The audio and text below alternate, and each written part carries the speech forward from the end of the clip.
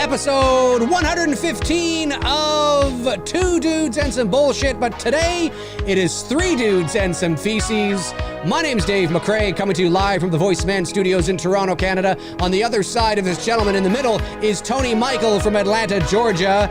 But we have a very special guest today. This is perk fulfillment number 2, RHYS WILSON, all the way from down under. Ladies and gentlemen, we are live! RHYS WILSON from Australia. It's only about 10 o'clock, well, 9:30, 10 o'clock in the morning there, and RHYS was a big supporter of the Indiegogo campaign for It's Me, Billy, and part of the perk, of course, for the Two Dudes perk was you get to come on and you get to watch a movie with Tony and I, and RHYS had picked The Burbs, but I can't find The Burbs anywhere here in Canada on streaming. It's not on Netflix, it's not on Shudder, it's not on Amazon Prime, it is not on YouTube, it's on Vudu, but Vudu's not available in Canada. I know, there's some nerdy guys out there going, you know what you can do? Yeah, I know, but we didn't have time to do it. We didn't have time to do it. We didn't have time to do it. Here for 9 hours. Yeah, exactly. RHYS, I just realized I haven't rented the movie yet. Let me, RHYS, how are you doing, my man? Oh God. RHYS, did you travel all the way to our show on a fried out Cumby while on a hippie trail full of zombies? Oh my God. Oh yes. Little men at work jab there. Isn't that like your guys' national anthem? It should be.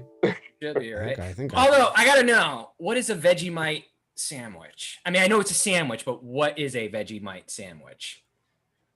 Well, Vegemite's just it's just yeast extract. It's what?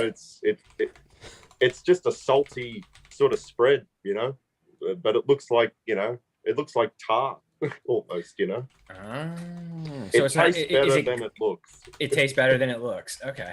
Gotcha. 1 second, guys.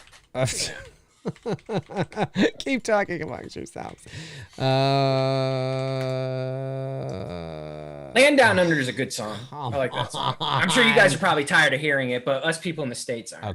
Okay, 1 second. I gotta fucking sign up for this fucking thing again. Fuck this. I have iTunes. I can't fucking remember what I fucking thinking. Dude, I've rented 2 movies today. We're gonna have to go to a third one now? No, we're not. Create your Apple ID. I'm creating a goddamn Apple ID right now. I'm doing it again. This on the fly, live. This is what you gotta do, ladies and gentlemen. This is what you gotta do.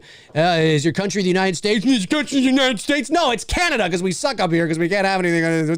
What's your birthday? I'll give you a fucking fake birthday, you son of a bitch, you goddamn. No, I'll give you my real birthday.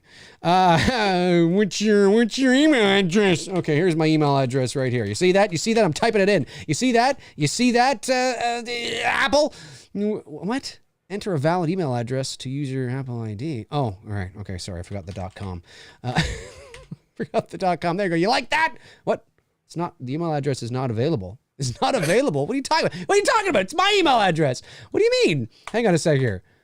Wait, this are you telling me the fog is not available on YouTube? No, it's not. This will be the 2005 one is. There you go. You watched the 2005. Reese and I will watch the original. What is going on here? Dude, that's weird because it's available to rent here in the States on YouTube. Are you sure? Look, I'm gonna fucking now. I'm gonna copy the link and I'm gonna paste it in the chat and tell me if you can pull it up. Fair enough. Do it right now, Tony Michael. Do it right now, ladies and gentlemen. This is what we're doing. Dave, can you click on that link? I haven't even seen the link come up yet. Come on, where's the link? The link's not even coming up because it's probably not. Oh, there it is. Hang on 1 second. Let me click on this. No, it just brings me to the fog, like as if I had typed in the fog to search for it. And there's nothing there. Hold on. Nah, dude. Wait. I'm gonna try one more thing. It's not gonna work. We don't like Canada. Let's try this and see if this works. Blame Canada. See what this link does. All right. We'll see what this. Hang on, it's got to come in. RHYS didn't know what he was getting into tonight. Oh, come on, man. All right, where's the? Okay, here we go. I'm gonna click on it. I'm gonna click on it, and no, it says this video is not available. That's what it says. Screw you. Wait, it's because we're in Canada. No, okay. You know what? Come on, create your. I don't understand this. Create your. Okay, hang on. All right. You have Amazon Prime, right? I do, but it's not available on Amazon Prime here. Password, okay. Hang on. I'm creating a new fucking account. This is going to be the most epic show ever. It's going to be the most epic show ever. What? No, I'm not in the United States. I'm in Canada. Yeah, I know that. Can you give that, or do I just put Canada? Okay, there you go. You want my phone number too? The phone number will be used to verify your identity and reset your password if you ever. Oh, yeah, right. You're gonna spy on me. That's what you're gonna do, you son of a bitch. Anyway, verify the text message. Fine. No, I don't want any of that. I bet you it's gonna say I already have an account with that one thing. I bet you it's gonna say that. Continue. You're gonna say it. Oh no, verify. Oh good. You're gonna send me the text message right now. Is that what you're saying? You're saying right now. You're gonna send me a text message. No, it's saying. What? What is this? Verify your email address to create your new Apple ID. An email verification code was sent to. Wake me up when we're starting. I know. It's like, come on, man. Come on. Oh, is it not being sent? Get my hands straight. Brutal. This is brutal. Maybe it might take a second to go through. I'm more entertained by the fact of you getting access. I know. I don't know. That's more entertaining than watching the movie. Will Dave get access? That is the question. Stay tuned next week on an all-new Two Dudes and Some Bullshit. Now it's not. Did you get the email? No, I didn't get the fucking email. 80s cliffhanger TV show here. It's nowhere. It's nowhere there. Keep the audience hanging. It's nowhere there. Oh, wait. Oh, there it is. Thank you. There's the code. Call the show from now on. Will Dave get access? Will Dave get access? There it is. Continue. We'll just watch Dave. Verify your trying to get access. Verify your phone number to finish setting up. What? We were actually. It's funny you say that, Superfan 2021, because I actually suggested before we went live. I was like, let's just watch Halloween. They'll love it. No. We're saving Season of the Witch for October because we're down to a few Halloween movies, and that's when we're. No, we are not. Like all this, it's like Fort Knox. Like, come on, it's Apple. We need to verify what was your third grade teacher's name. Okay, there we go. So we're in. I'm in. Who was the first girl you ever held hands with? That's it. What color is your underwear right now? Sound like Trump there. Okay, all right. I'm in. Your Apple ID is your email Dave, address. You Okay, need to listen to Ben Shapiro and get that VPN. This guy Ben Shapiro. Okay, all right. I'm at Apple. I'm on iTunes. Well, I did this right. Okay, how did I? Okay, all right. So now let me do this. Let me try. Let's see if this works. Ryan, I am excited for Halloween Kills, but I have not watched the trailer. I'm not going to watch the trailer, except for the teaser trailer I saw. I've ridden this tide of knowing absolutely nothing about this movie, not wanting to know anything about this movie, going into it with virgin eyes so that I can enjoy it, not guess, not speculate, not wonder, and just have fun with it. So I opted to not watch the trailer this past week. So nothing's been ruined for me. And yeah, but you guys, if you do ask Dave a question about the trailer, feel free. I'll just take the earplugs out and Dave will give me the cue to put it back in. So don't hesitate to ask those questions. I just don't know anything about the trailer. Come on. But from what RHYS told me and what a few other people have told me is they shared a lot. So I'm glad I'm doing what I'm doing. Enter the verification code sent to my phone number. Enter the dragon. No! It's sending me another. I'm about to rent it. It's about to go through and it sent me another verification code. What the hell is this? What do you think I am? Wait, we're just trying to make it 31788. Okay, there. Can I rent it? Is it rented? Is it? It says it's accessing the iTunes store. Please. Could not rent The Fog, an unknown error. What are you talking about? God, Dave, my freaking rental bill tonight's going to be like $30. So there was an error. It says there was an error in the iTunes store. What? Try again later. What do you mean try again later? No. The fuck is going on? This is not funny. This is crazy. No, this is actually kind of funny. It is kind of funny. It actually is kind of funny. I don't understand. Why wouldn't you let me? Let's just watch Halloween. Oh, I don't want to fucking watch it. No offense. Oh, although No, it is I up just to dropped Reese. $7 tonight. I'm gonna have to watch these 2 movies. No, it is up to 24 Reese. hours. Oh, I was just kidding. oh God. Oh, why? Come on, dude. Seriously, you're gonna ask you? Yeah, just keep saying it. Could not rent The Fog. An unknown error occurred. There was an error in the iTunes store. Please try again later. All right, let's Google this shit and see what's up. Where to watch The Fog? Yeah. This Fog's got. Is The Fog on? The Fog's got to be an easy one to get. Fog's got to be an easy one to get. The Fog full movie. And I don't want to fucking go to gypsyjuju.com and get all sorts of spam on my thing. The Fog full movie. Movies Just Watch. You familiar with that site? Just Watch? No, it's probably not available here. Let me show you. It says Amazon. It says it's on Amazon. Oh, that might be on Amazon. Let me check. Let me check. Go over to Amazon Prime. Where did I get the Amazon streaming Prime? in Canada, Amazon. Okay, all right. Hang on. You got it? Hang on. I'm gonna send you this link. Well, it might be different because Prime is Amazon Prime. No, this isn't. It's called justwatch.com. Hang on. And the link just popped up. Why can't I get to? Where's Amazon? Darren says this is all a ploy to watch It's Me, Billy again. Yeah, can you imagine? The Fog. Wait for it. There it is. Wait for it. Rent. $4.99. You already know my fucking password. What are you doing? The suspense is killing me. Come on.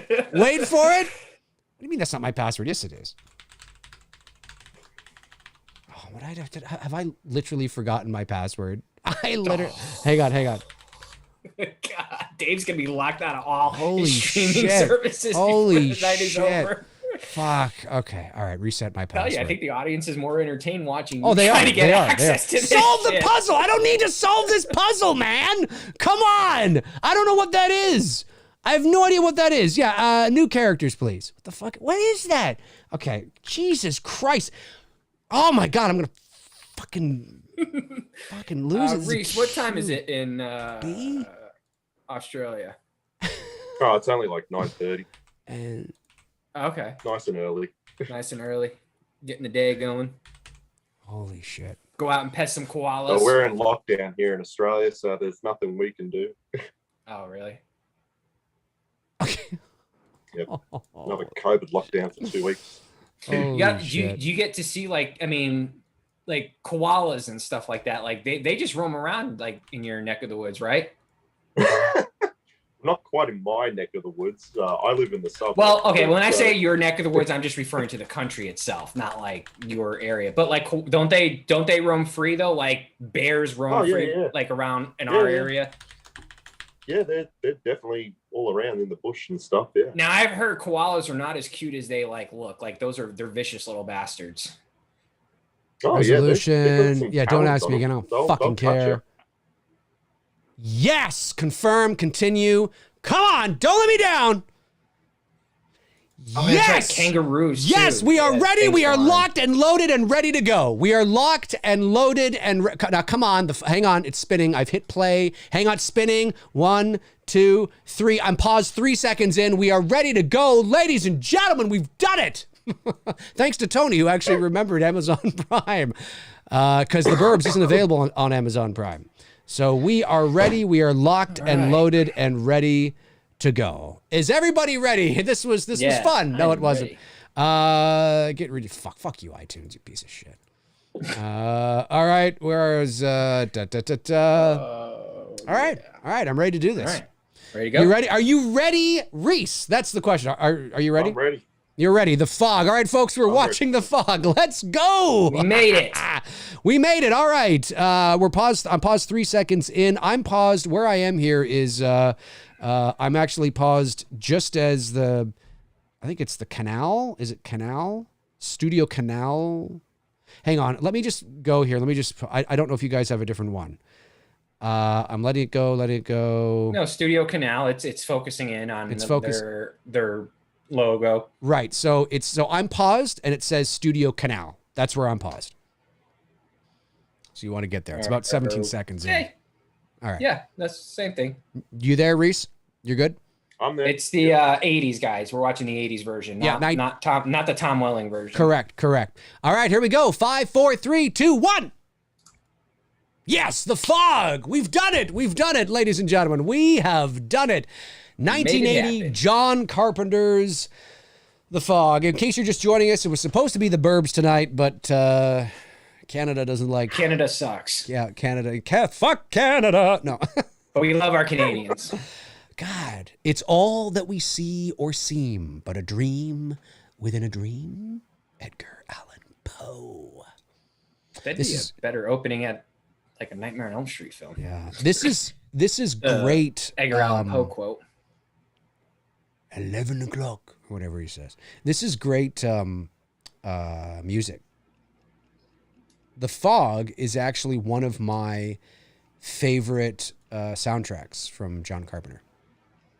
Oh, same. Yeah. Oh, I think I have the volume up. Let me turn the volume down. Yeah, I got to turn the volume up on mine too. That's low. Enough time. Now this actually was shot in. Time since I've seen this movie. I think this was shot in a studio, if I'm not mistaken. This opening scene. Movie? No. With the opening fire here and the rocks and all that. They're not actually outside. I believe it's inside, if I'm not mistaken. Yeah, they got John Housley for like half a day, I think. Yes. Yeah, he wasn't there very long. This was Carpenter's... Well, I guess he did Halloween 78, and then I think the Elvis movie was 79, right?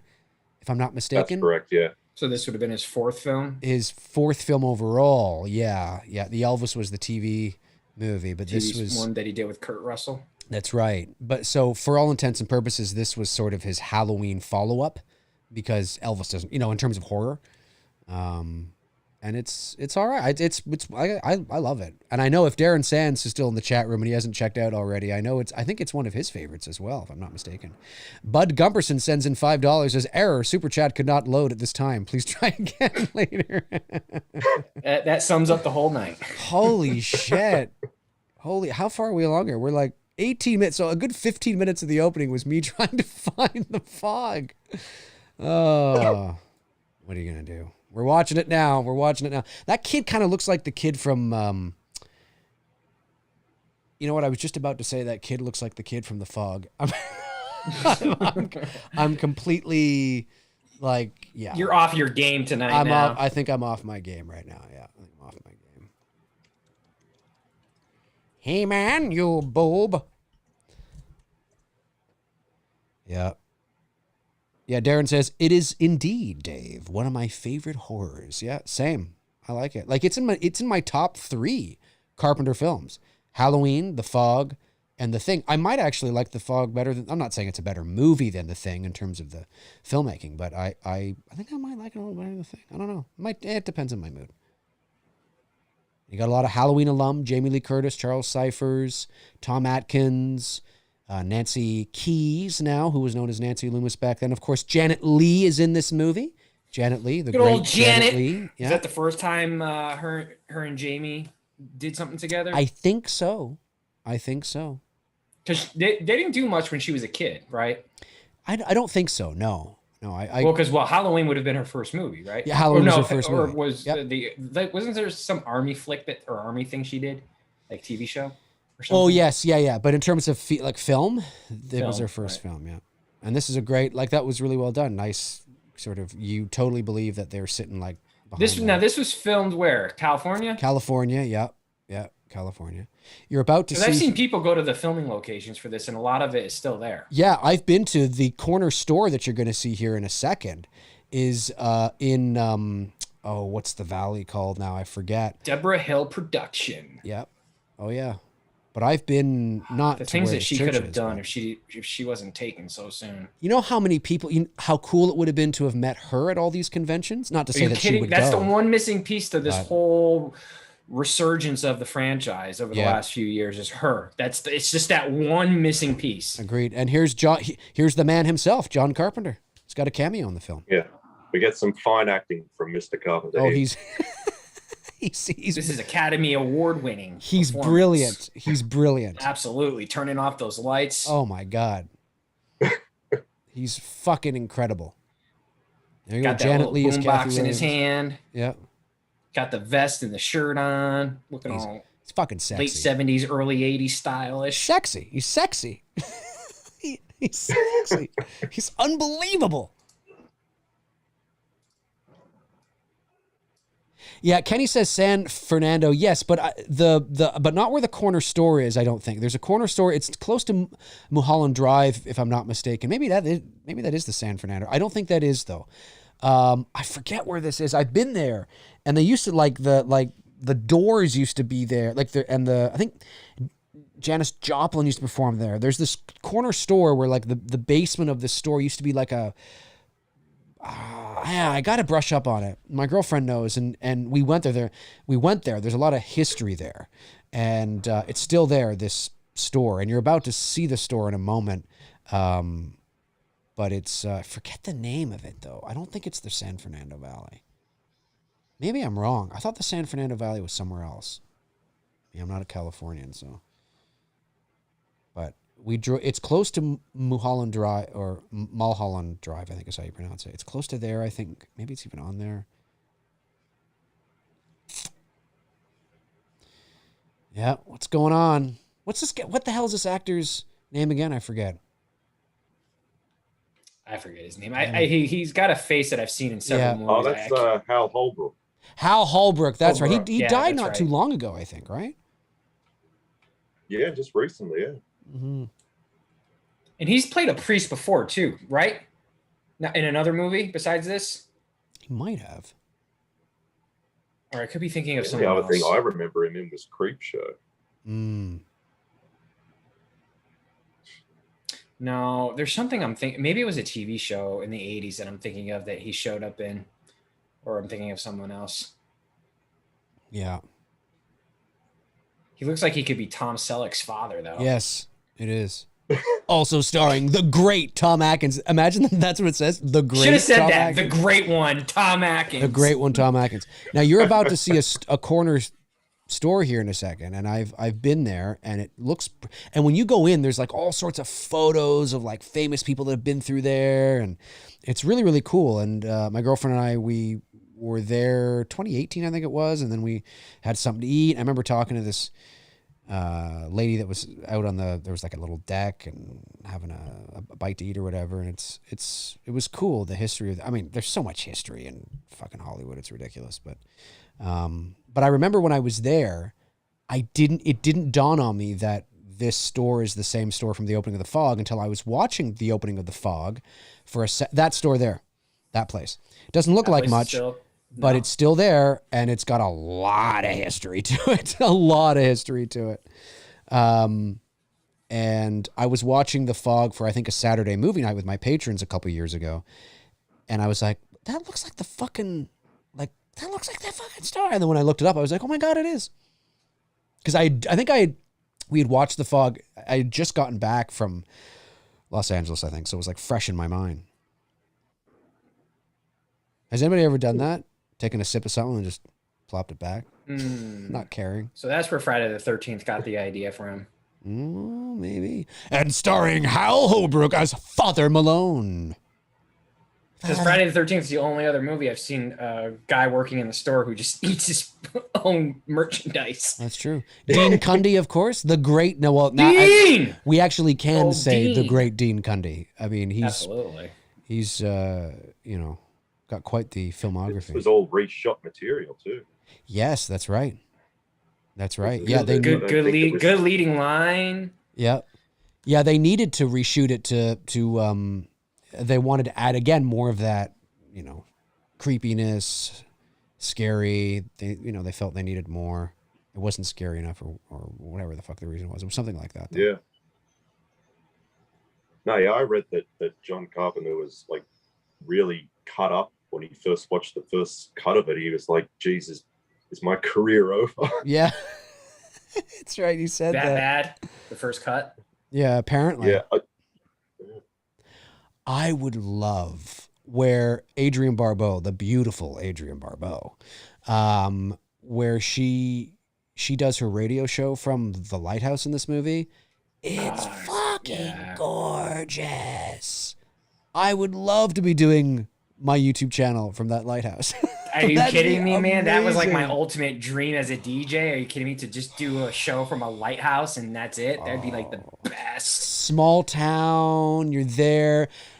You look out, you know, way into the Pacific Ocean. Fuck, man. It'd be great. Welcome to Two Dudes and Some Bullshit live from the lighthouse. Well, you've got some a little bit of a ride for you, but off the coast of Nova Scotia, you've got some really pretty lighthouses up there. Yeah, that's a couple days drive, but from me. But yeah, no, it's Nova Scotia, New Brunswick, Newfoundland or Newfoundland, depending on how you want to pronounce it, is very much has a very Celtic Irish feel to it. When you look at, like, there's some spots in Newfoundland, especially like by the ocean, where you would think that you were in fucking Ireland. Like you would, like, it's stunning. I've never been out there, but I have a half sister who lives out in Nova Scotia, and it is stunning. And my full sister Jill has been out there, and it is. I just YouTube Newfoundland ocean cliffs, whatever, and you'd be like, holy shit, like, it's stunning. It is. I really should go out there. I don't know why I haven't, but well, I had no reason to, really. I love how everything in the town is just going batshit crazy. Yeah. And she's just like, whatever. Poor Lori, scared another one. She does play the whatever really well. All the fucking time. I will say that about Nancy at the time, Loomis, right? That's right. Loomis still. Yep. Yeah, she does play the whatever type very well. Yeah, she could have been the same character. Yeah, pretty much. She could have been Annie from Halloween. Totally. This is Annie. Well, this reincarnated. Reincarnated. That's right. That's right. I don't even understand. Why am I here? Why am I doing this? Oh, that's right. My husband. Wasn't she dating Tommy Lee at the time? Yes. I think she was. Yeah, I think she was. I will say this. Of the three, Nancy Loomis, Jamie Lee Curtis, and PJ Souls. Nancy Loomis, yeah. Of the three, I have to go with Nancy Loomis. I already know what you're saying. That's funny.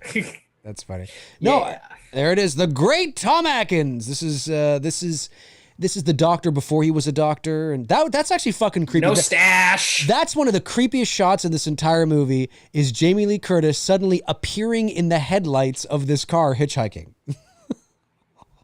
That's creepy, man. Hi, you looking for somebody to have sex with? Yeah, get in. Oh, what's that cheesy line he says in Halloween 3 to the girl? I can't remember it when they're in the hotel room. He says it's a great line. I mean, great meaning cheesy, but like very 80s. This is very 80s. Drinking and driving. Oh yeah. Drinking your beer and driving. I think she says, "Where are you going to sleep?" And he's like, "That's a dumb question." Oh, yes, that's it, right. That's it. Yes. That's a dumb question, Dr. Chalice. It's very like, 80s. Yeah. And they literally just met like an hour ago. Yeah. Oh man. Jamie Lee Curtis, of course. Of course, she wasn't getting, as we know, John Carpenter. No, to be fair, I've had my fair share of club nights, and yeah. Well, I mean, you know. But at least I knew the girl for like 6 hours. Well, But the thing with to be 20 again. Yeah, I know. So the story goes, John Carpenter cast Jamie Lee Curtis in The Fog because he was stunned that she was not getting roles after Halloween. She just wasn't getting cast really in much. And so Carpenter said, well, fuck that. I'll cast you in The Fog. So that's the story. What happened? The windows blew out. Yeah.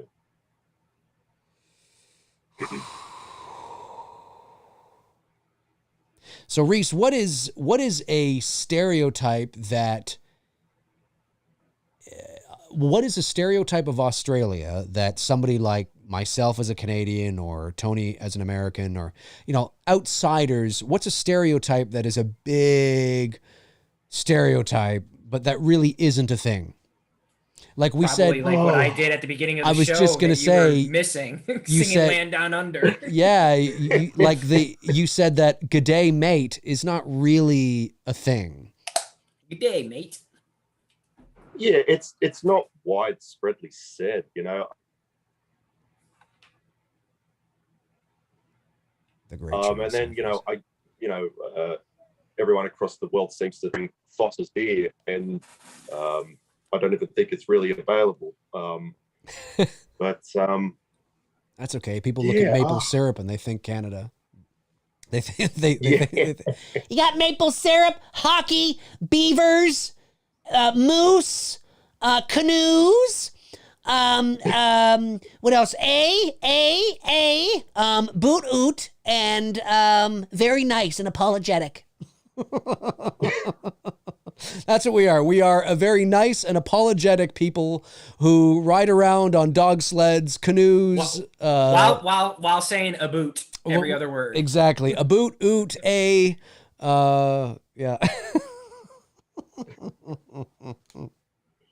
Stevie Wayne. That's such a great radio name. Stevie Wayne. And she's like, "Hello, San Antonio.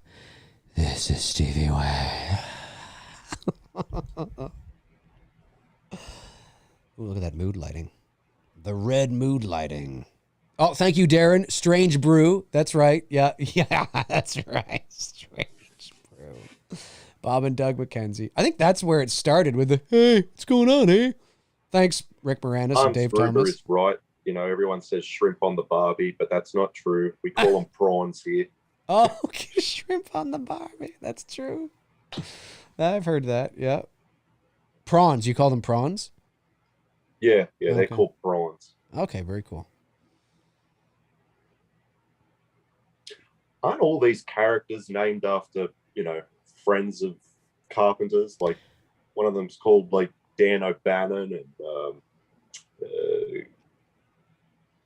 I wouldn't be surprised. I mean, Carpenter and Hill had a habit of doing that when writing scripts. Yes, I think you're right. Michael Myers was named after someone they knew very well. His distributor on Assault on Precinct on Assault on Precinct 13. Yeah.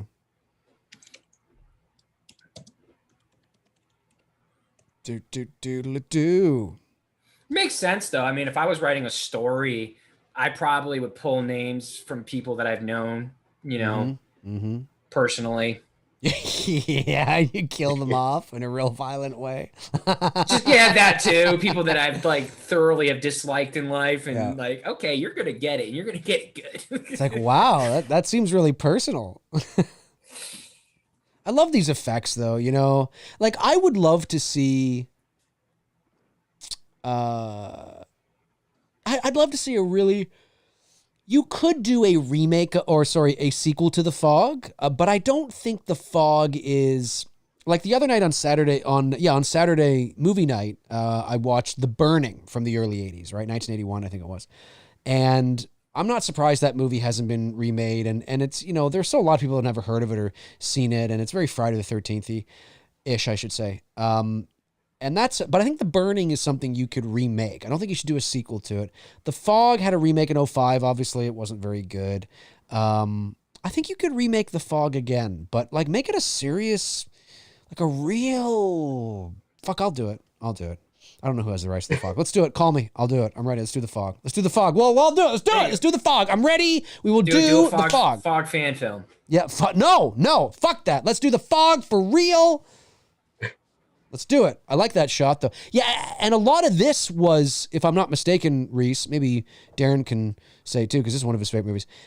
This was also, there were some reshoots in here too, I believe, right? To make it more gorier and bloodier. There was a lot of stuff they added in after to really kind of, I think that shot even. Yeah, that's some scary shit. Yeah, they talk about that in the commentary. Yeah.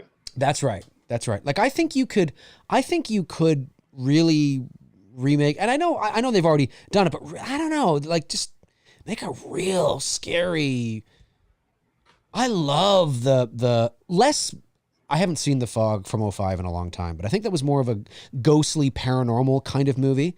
Make this ghostly, like remake it, but do this, like have people just coming through that don't look transparent, that don't look like ghosts, that look like The Walking Dead. I don't mean the show. I mean like actual, like rising, like really tangible physical people that can come back from the, you know what I mean? Like zombies. I think that'd be fucking, but you don't really see them. Love this. Great use of, that's great. There's a lot of potential in a remake. You could do a sequel, you could, but I don't know if the first movie, if enough people, I mean, look, horror fans, Carpenter fans, sure, but if it has enough of a reach to do a sequel to it. I think that's why they remade it in '05, was to try and bring it to the pop culture consciousness again. And it just didn't work. But The Fog would be fun. It'd be a Plus, fun with movie to do. today's effects, you could really do more wild things with the fog, because I know they had a hell of a time trying to control it in this movie. Right. You can't really control it. That's it. Yeah, Darren says lots of pickup shots on the seagrass. That's right. Yeah, that's what I thought. I saw the 2005 remake in theaters because at the time, this is now going back to when Smallville was at the real height of its popularity, and I was a really big fan of that show, and went to support Tom Welling, but walked out of there like, sorry Tommy, not a good movie. Yeah. It's like, sorry bro, not good. Love you in Smallville, not feeling you in this. Yeah. Adrienne Barbeau, the very beautiful Adrienne Barbeau. Charles Cyphers. Hey, it's Brackett. There's Brackett. He's retired now. He moved. He's retired now. He's retired. Exactly. Yeah, he's retired. This is where he is. Till he comes back 40 years later.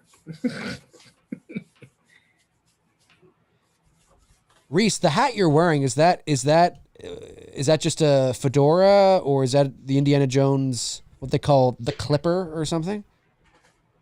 It's very close to the Clipper, but it's an Australian model. But okay, yeah, I've bashed it to look very similar to that. Yeah, very cool, very cool. Yeah, that's awesome that you're into that. I was telling Reese before the show began, folks, that I ordered my first real, like I have an Indiana Jones hat hanging on the wall over there, but it's not a real, I got it at Disney World from the Indiana Jones Stunt Spectacular, which is just, it's a thing, they sell them all for whatever. And of course that was like 30 years ago.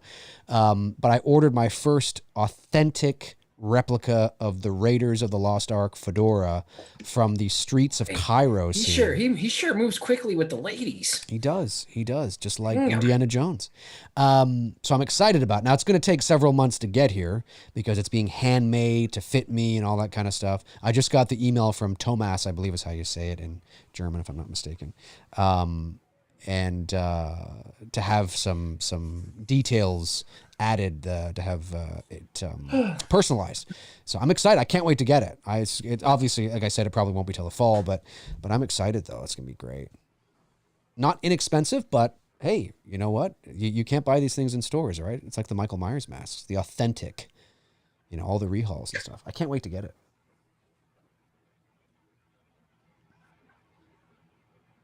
Yeah, he moves fast with the ladies.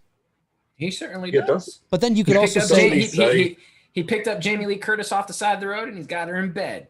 But you could also say he that slept with her and he didn't even know it. He asked for a name afterwards. That's right.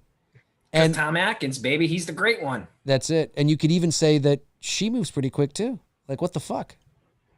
Well, look at these. She's making up for the prude Laurie Strode. That's it.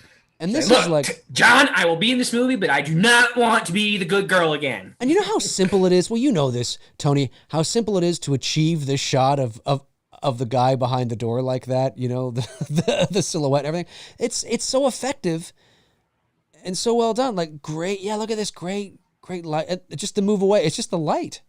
It's just a light. He just steps in front of the light to create a silhouette.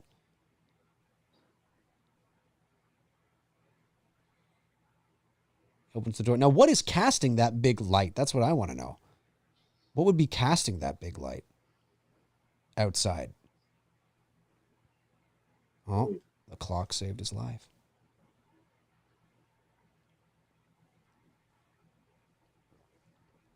You think there'd be like a big light out there, but I guess not. Look at that one canoe out there. It's a Canadian-made canoe. Welcome to Canada, eh? Enjoy your stay. A boot. Yeah, that's how we're all depicted in every cartoon. It's always, hey, welcome to Canada. Why do we always sound like we have the IQ of a donut? I don't know. Hey, welcome to Canada. Enjoy your stay, everybody. Have a good day. Don't forget to go outside every now and then. I think it is thanks to Bob and Doug McKenzie. This kid almost looks like Wasn't this kid in Halloween 2? Yeah, is it the same kid in Halloween 2? With the razor blade in his mouth? Oh, is it? It looks like it. Looks like it could be. Maybe that's, I was just going to say he kind of, not really though. Not really, but from a distance, same kind of hair. Yeah, he doesn't have the same face, but he's got the same kind of hair as the kid, the Sean from Jaws 2, but it's not the same kid. I know that. Right. Yeah. But you might be right. Maybe it is him. That, because they're just so incestuous. That's right. With their cast. I know. You know what, though? Like I said, and I mean, it's not like I have any experience. Oh, Philly Loomis 13, even Darren Sanson's. Yes, it is. Yes, it is. It is. It is. Carpenters keep it in the fan. And that makes sense because Halloween 2 is only the next year. RHYS, in Australia, is it true that like you guys got some crazy ass bugs that can just like show up at any moment in your house? Or is that like really out in the country of Australia?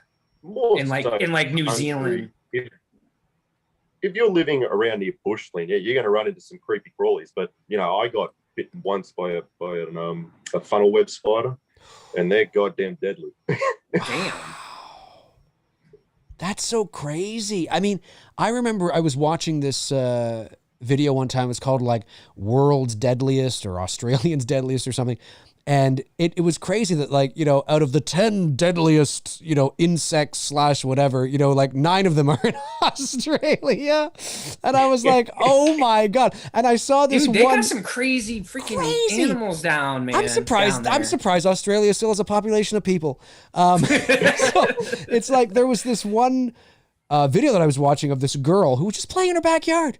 She was playing in her backyard, and she got bit by an ant the size of it was tiny. It was like a little inch, not even that, like a centimeter long. This little ant, and it was like the deadliest ant in the world. And she had to be like rushed to the hospital and anti-venom. And I'm like, oh my God, it's just an ant.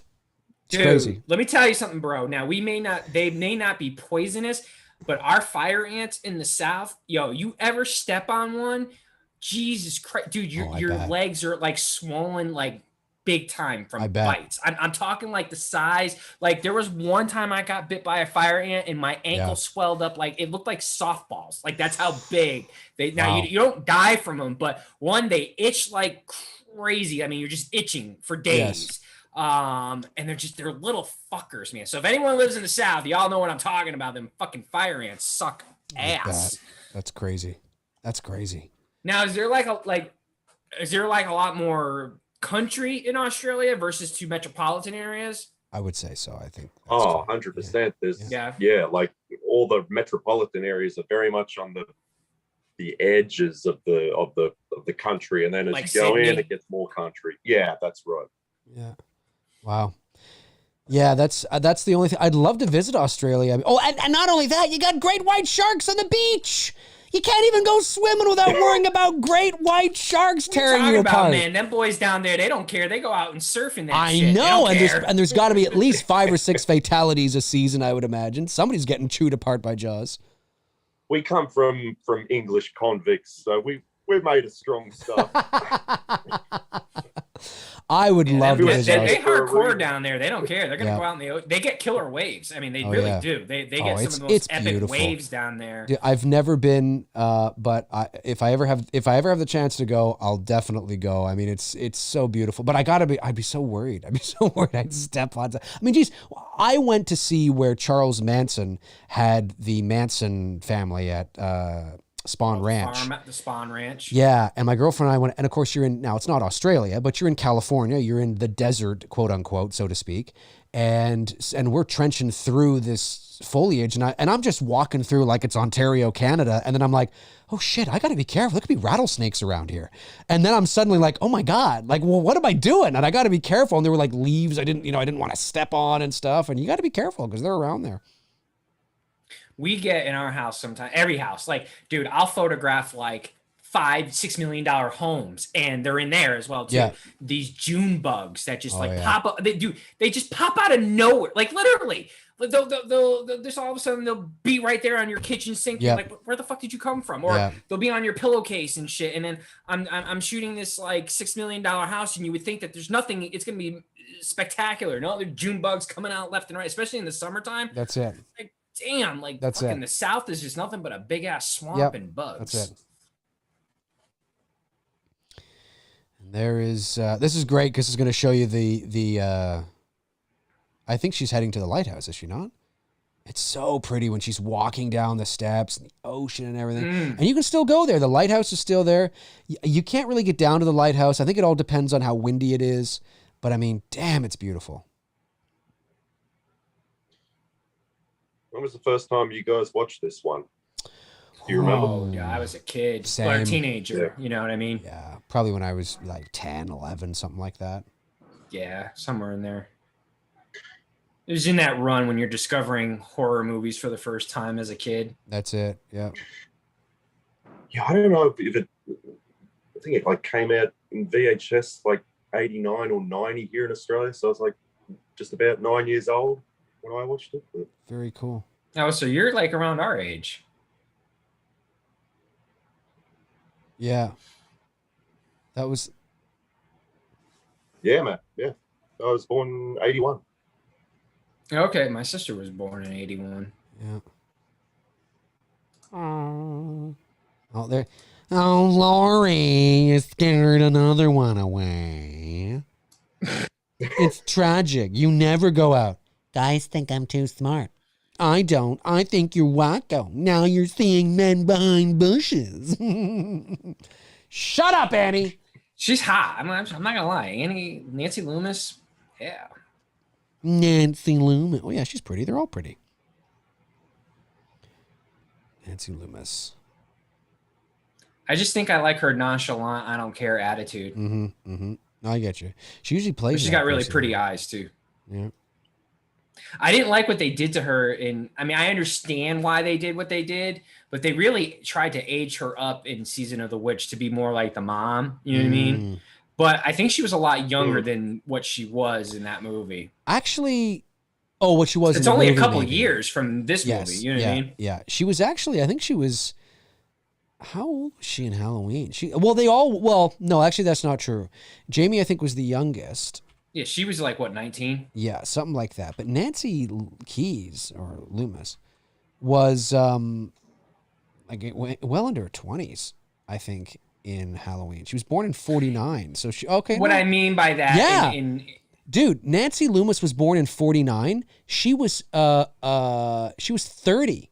30 when she was did 30. Halloween. She was 30 when she did Halloween. Or no, 29. So she would have 29. So then that would have made sense. But she looked a little bit older than her mid 30s. Yeah. In Season of the Witch. But that does make more sense now. Yeah. I thought when she did Halloween, she was only in her like 24-ish, 25. I didn't realize she was 29. She was 29 when she did Halloween, which makes sense why it doesn't feel like a high school girl. None of them do, really. Yeah. She's mature. Yeah. Yeah, yeah. No, the three girls in Halloween definitely, you could have put them more in the college. Yeah. Yeah. Yeah. And PJ Souls was born in 50, so she was 28 in Halloween. She was 28. And Jamie Lee Curtis was born in 58, so she was 20. So yeah, she was the youngest. I think you're wacko. Now you're seeing men behind bushes. She says it exactly like that. Yeah. Who does that? I know. just pops up behind someone and grabs them by the shoulder. I know. Good cheap scare though. Yeah. Not cheap, but I mean like a good little moment. The beautiful Janet Leigh, Journal of the Father.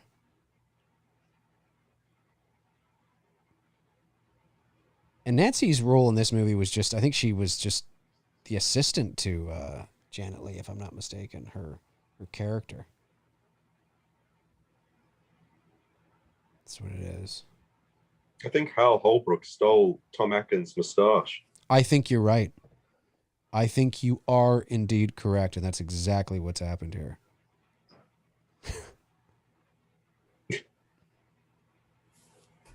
I'd like to see them remake it again, you know, take it seriously, and I think there's a lot of potential for a remake of this. You know, you tell a similar story. Maybe you make it more about, maybe try to, well, yeah, because you could now. You could make it more like, although I guess maybe they haven't either, because there was a little movie that came out in 2007, 2 years after the remake of The Fog, which was essentially The Fog, but on steroids, and it was called The Mist. You know, and I mean, that's kind of, it's not the same, obviously. It's not the same story about the, you know, the pirates and all in the boat and the, you know, the treasure and all that stuff. But I mean, it's, you know, Mist, Fog. I mean, you know, it's probably why, and The Mist is a great movie in my opinion. I really like The Mist a lot. I think you could do a sequel to this and still have it be easily accessible to people who may have not seen this movie though. That's true. Like, still have it work. It could be like a reboot, but still be connected to this film. Maybe Jamie Lee Curtis will be in the sequel with Tom Atkins. She's reviving all her old franchises. All her old franchises. After she's done Halloween Ends, her and Tom Atkins are going to do The Fog 2. Foggier. Prom night, and now she's the teacher in school. God. Yeah, that's right. That's right. Fog harder. Fog harder. Fog harder. Live free, die fog. No time to fog. But yeah, you could totally. Yeah, and then after she's done with The Fog, she'll do Terror Train 2. I hated Terror Train. I didn't think Terror Train was a good movie at all. There's a couple okay moments, but I thought it was boring. She was also in Prom Night, wasn't she? Yeah. That's what I said. She can do Prom Night and come back as a teacher. Yeah, yeah. She just revives her old stuff. I think. Oh, dude. What? Wouldn't you love to see The Expendables? But with final girls. So you Jamie Lee, Heather Langenkamp, Nev Campbell, Amy Steele, throw in Jennifer Love Hewitt, throw in whoever, you know, you have The Expendables of final girls. Now they're not playing Heather or Nancy and Lori and Sydney as, you know, just as in the Expendables films with, you know, the action heroes. They weren't playing like, you know, Rambo and Terminator. They were just playing separate people, but it was the idea that they were sort of spoofing the idea of that they're action guys, right? That would be cool. I think it'd be funny if the ladies, they play completely different people, but they all find themselves together in a situation where they're being, you know. Do any of them die, or do they all survive since they're final girls? Ooh. I don't like The Expendables. No one really died. No one really died in The Expendables either. No one really died in The Expendables. So yeah, you could do it that way, you know. It's kind of a fun sort of, you got to have deaths and everything, but that'd be so funny. Now, I know there is a movie called Final Girls, I think, but I don't think it has anything to do with that. Tom Atkins is one sexy son of a bitch. He needs that mustache, though. He don't look right without it. Yeah, you're right. You're right. Kind of seems like he's a little naked.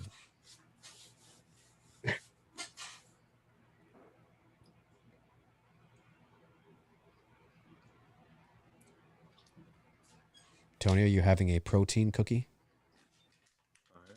Yes. Yes, protein! Whey protein! Adrenaline, protein, testosterone. Doesn't something come out of that locker too? I think it's like a dead body, I think. Yeah, here it comes. Yeah, I think you're right.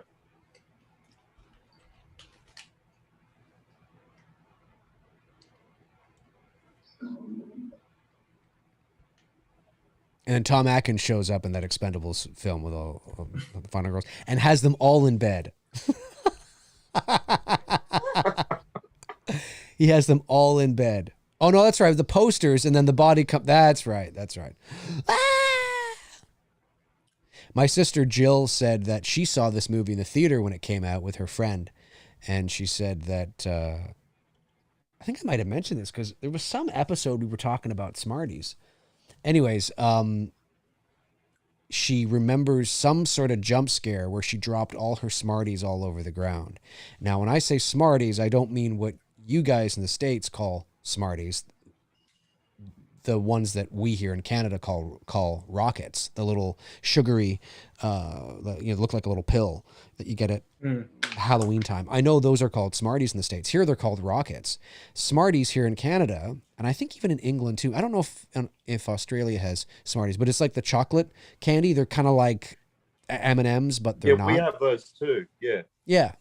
Yeah, we have them as well. They're like M&Ms, but they're not. They're called Smarties. And she had a box of those, and I'd have to ask her what part it was. Every time I watch this movie, I'm like, I wonder what part it was that caused my sister to have a heart attack. And she was like, oh my God. And her Smarties apparently went all over the ground and everything. And I was like, oh, that would have sucked.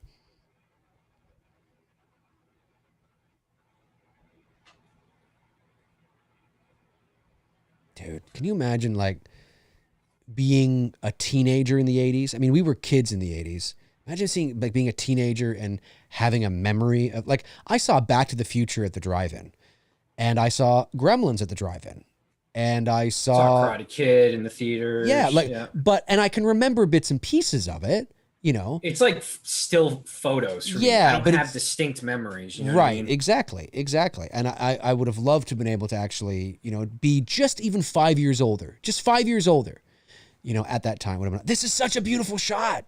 And that actually exists, ladies and gentlemen. For those that are watching that may not be familiar with the fog, this really exists, a real place. You can go there. I hear that it's usually, you can't usually go down the steps because of the wind. And look, can you imagine? Now, obviously, they're using wide angle lens here, and it looks incredibly well. It still looks impressive when you watch. I think even Sean Clark did a location video. A lot of people have done that. But I would love to visit this place. I remember my dad like took me to see Big Trouble in Little China in the cinemas. And like you said, I can remember a feeling, right? And I can remember the audience going nuts, but that's it. Like for me, like it wasn't until like 89, 90 that I can have clear memories of movies that I went and watched. That's it. So. Yep. I get you. Totally. I mean, I remember seeing Three Men and a Baby in the movie theater, Indiana Jones and the Last Crusade. What else did I see? There were other classic 80s movies I've seen too, but it's still kind of cool to say that, we were there when those movies came out and saw them, which is always cool. Yeah, if you were born somewhere between 1970 and like 73, 74-ish, and you grew up as a teenager in the 80s, I definitely envy you. You know what I mean? If like your junior high years were like 1980 to 83, and then your high school years were like 83 to 88 or whatever, right. You know what I mean? Right. That's amazing. Like, yeah, you got everything. Yeah. You experienced everything for the first time, not just movies, but the music of the time. MTV, when MTV actually played fucking music videos. That's it. Yeah, no, you're right, dude. We'll never, as much as we try to recreate that decade with, bringing back the fashion and all that stuff. Oh, dear God, be quiet. You're never going to capture the magic that was the 80s. You know what I mean? Yep. It's just that time has come and gone. You're never going to get it back. Yep, exactly.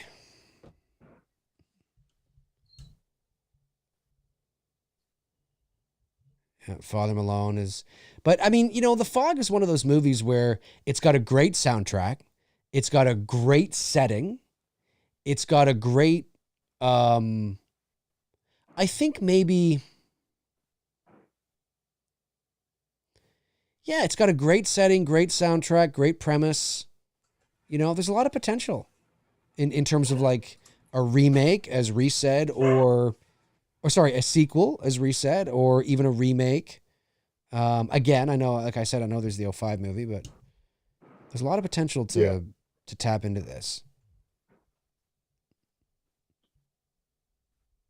Like imagine, and again, I haven't seen the 05 film in a long time, but my recollection of it was more paranormal, spiritual, ghostly kind of things rather than like zombies coming out of the fog.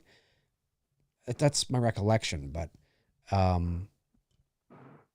think if you like, if you were to like have a bunch of like those, one of the best shots in this movie is the last shot of the movie when they're in the church and he looks around and they're all standing there with the glowing eyes. Fuck. It's great. Yeah. I think one of his friends, I think that his friend Bannon there, the guy, I think he was one of the pirates, if I'm not mistaken. One of his USC. Well, Rob Bottin was the main one, I believe, who did the effects for The Thing. Maybe that's who it was.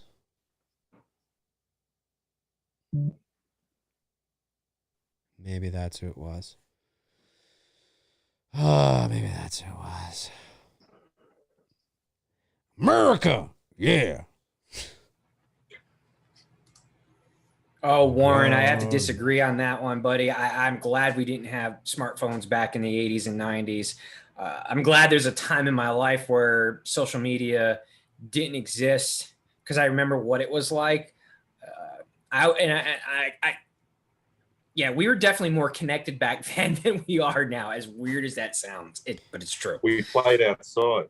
You had to go see your friends. To be sociable, you had to get out. You know what I mean? Otherwise, you were just going to be at home doing nothing. What people have to understand too is that we got lazy with social media because now we just send a text or a DM like, okay, we've done our duty, we've connected. No, we haven't. You're absolutely right, Tony, and I think people have to remember too, and sometimes it can be hard, is that what you don't know exists, you don't miss. Like, it's not like, exactly. It's not like when we were growing up through the 80s and the 90s, we were like, oh man, I wish I had, wish we had 8-track. Well, no. But I mean, like, I wish we had, smartphones. It doesn't, it's relative, right? It is. It didn't exist. We didn't know it would ever exist. We didn't know what a smartphone was because it wasn't anything yet. It didn't exist. So we weren't missing it. It just is. Life just was. It just is, right? Now, in retrospect, you go, oh my God, how would we ever live without it? But it's like when we used to start texting and you used to text with like an actual pad with the phone numbers and you had to hit like the same pad like 5 times. Hit the number like 10 times to get to one letter. It just was. We didn't complain. We just did it. No, that's right. We did it. And then when the BlackBerry and the QWERTY keyboards came along and all that, we were like, holy shit, how did we, like, you know what I mean? Wow, yeah. It's crazy, right? Beepers, though. Remember beepers? Yeah, beepers. Pagers. Yeah. Beep, beep, beep, beep. But no, but I get what Warren's saying, but there was never a moment in the 80s and the 90s, or, in the 90s, especially when we were teenagers, where it was like, oh man, I wish I had a cell phone. Or no, it didn't. Well, no, because the weird thing was the technology of our parents' generation, it was pretty much the same. It was. But like slightly more advanced. You know what I mean? Yeah. Like we had CDs and cassette tapes. Yeah. They had vinyl, but vinyl was still a thing even when we were kids in the 80s. Yeah. Phones were phones. Portable phones were around in the 80s and 90s. Yeah. So like we really weren't. I think that's what I love about our generation. And it's not saying one is better than the other. It's just we still had a bit of that old fashioned style of what our parents grew up with mixed in with what we had at the time, at the time technology wasn't really that advanced. I felt like it was advanced enough. It was advanced enough that if technology stayed there and never advanced further, we'd be fine as a society. In fact, we'd probably be better. As crazy as that sounds. We're at the scene here. We are. That we wouldn't be doing this, which, you know. That's right. We're close to 50 minutes into the movie here, and we're at the hospital with Jamie Lee Curtis and Tom Atkins, and the scene where the body gets off the table is about to happen here. But I agree with you. But more. The world and technology continues to change and expand exponentially. And that just simply means that things are changing at a faster rate all the time. So there is more of a difference. There is much more of a difference in our society, in the world, socially, culturally, whatever, between, say, when we graduated high school in the late 90s to now, than there was a difference between 1979 to 1999, right? There's more of a difference in the world between 99 and 2021 than there is between 79 and 2001. Not to say that there wouldn't have been a difference between 79 and 2001. Of course there would, but not nearly the difference in technology, socially, so all that kind of stuff between 2000. So it's always changing. And between now, 2021 and 2041, in 2041, it'll be even, we won't even recognize. I can't imagine what we're going to go to. Yeah, because technology expands exponentially, and the world will be, it just keeps moving, it keeps changing at a faster rate, and all the time. So yeah, so you're right. There is more similarities between, say, kids in high school in the 70s and kids in high school in the 90s than there is kids in high school in the 90s and kids in high school now. It's night and day. It's completely different. Mm.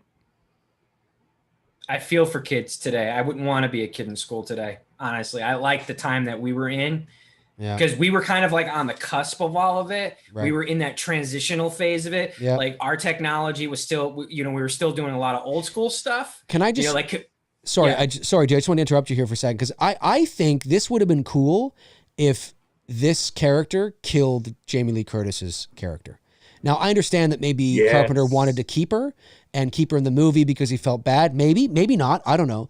But we needed a death. Like, we needed a death from somebody. And I think this would have been cool. It doesn't change. It doesn't ruin the movie or anything. It doesn't change anything. It's fine. Okay, she survived.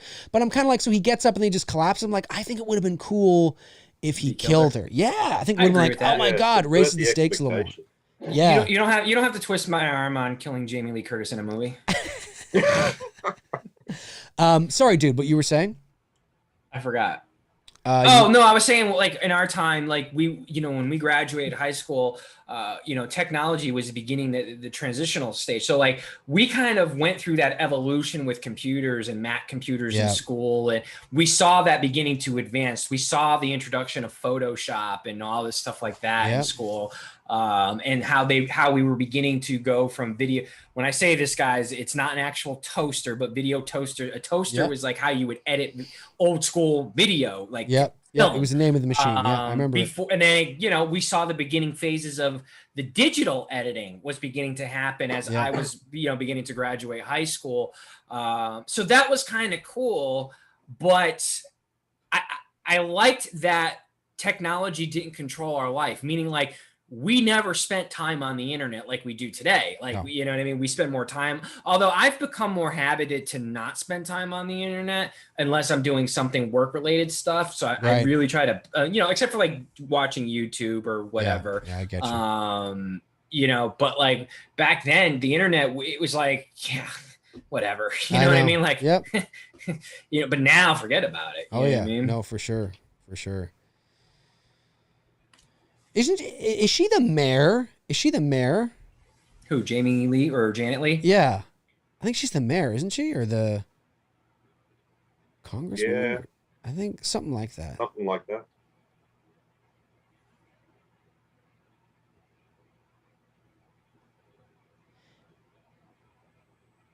Maybe they should have swapped. Maybe Nancy Keys should have been Jamie Lee Curtis's role, and they should have had Jamie Lee Curtis in this role, so you really see the mother-daughter dynamic. Unless they didn't want to do that. Yeah, that seems like that would have been a more natural thing to do. Yeah, it would have been kind of cool. Now, I say this with the utmost respect. I hear that Nancy Keys is absolutely lovely. Lynn Griffin, who played Claire in the original Black Christmas, who I had on my show last year, is good friends with Nancy Keys and says that she's a lovely woman. I have no doubt that she is lovely. But in the few roles that I've seen her in, her characters often look miserable. That's what I'm saying. She plays that nonchalant, like I don't give a fuck. I don't want to be here. Yeah. Whatever. She plays it so well. That's what I love about it. Well, or she just is miserable. It doesn't want to be. I don't know. Doesn't give a fuck. I don't know. I don't care. But she's been doing the conventions now too a little bit. I've seen her a little bit, not anything crazy, but she's got that Farrah Fawcett hair a little bit. I think Jamie Lee Curtis does just a little bit, isn't it?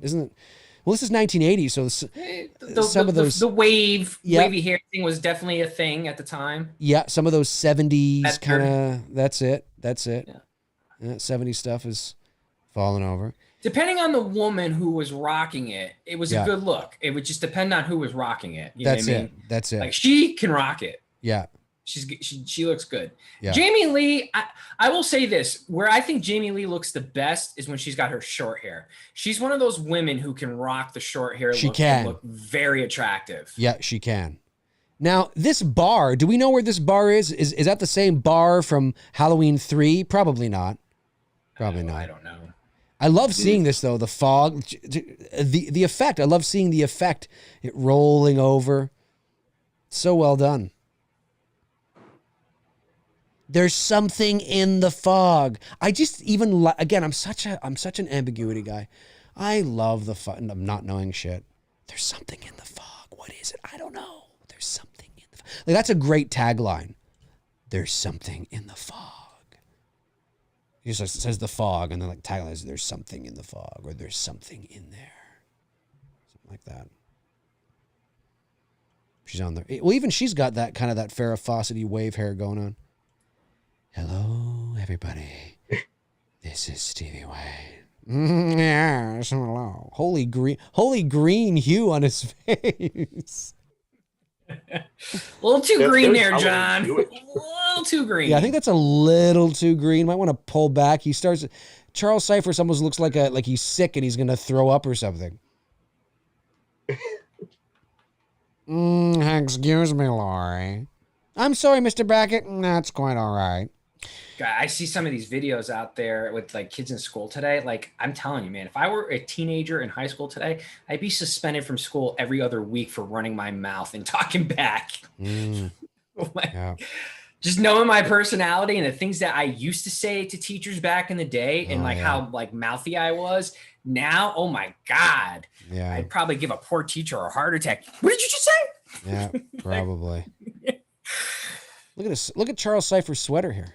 It's a good sweater. It's a good looking sweater. That's Mrs. Dude, I'm gonna be rocking that look when I'm about. When I'm 80, I'm gonna be rocking that look. Dude, that does look like Mrs. Voorhees' sweater. A little bit. A little bit. Version. Wow, Mrs. Voorhees' sweater. There's something in the fog. Well, both movies came out the same year, right? They, yes. Yeah. So that sweater probably would have been in fashion at the time. Mrs. Voorhees is one of the women in the fog who is the one that kills Charles Cyphers, takes the sweater. I think it is because I have a replica of the Mrs. Voorhees sweaters, yes. and I think it is a beige version of it. I'm telling you, maybe the fog and the original Friday the 13th are connected, like same universe, part of the Halloween universe. Maybe. This woman could have played a part in Halloween too. She could have been one of the nurses. Yep. She absolutely could have been. Oh, what's going on here? Oh yeah, they're doing the. I love that Ford. It almost looks like a Miyagi truck, but I don't think it's quite. It's a great truck. Oh, it might be. I don't know. I can't remember what Miyagi's truck was in Karate Kid, but it's got a similar look to it. Right. That like 50s style pickup truck. Yeah. Good old Charles Cyphers. Chuck. I met Charles Cyphers at the 40th Halloween convention. he seemed like a nice guy. I remember when I went up to him and I shook his hand, talked to him for a couple of seconds, and then there was nobody around. So I said, do you mind if I just ask you a few words on camera? And he was like, no, honest to God, this was I'm paraphrasing the exchange, but this is kind of how it went. He's like, where are you going to put it? And I'm like, well, it's for my, YouTube channel. And he's like, oh, where are you from? I said, I'm from Toronto. And he's like, oh, so it's going to be on the internet in Toronto? And I said, and he's serious. And his wife, his handler, beside him was like, no, Charles, it's for YouTube. It'll be on the internet. And he's like, oh, no, I don't think so. I don't think I'm gonna. No, thanks. I don't want to do that. So he opted out. I couldn't get Chuck on camera. Come on, Chuck. I wanted to get you on camera. I was going to ask him questions he's never been asked before. He's probably like, oh, fuck, I don't want to talk Halloween.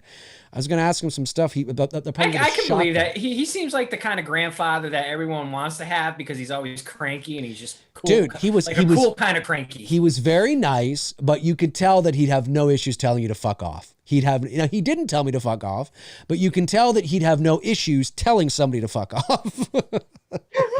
So, but yeah, I remember that. I was like, oh, that's too bad. Because I had gotten, well, there was a few people I couldn't get. I wanted to get Nick Castle, but Nick Castle's line there's always at least 30 people in line to see Nick Castle. So it's, unless I can somehow get him on the show or meet him another way. Well, I have met him actually. I met him in Toronto in 2015 at Fan Expo, and nobody was walking up to him.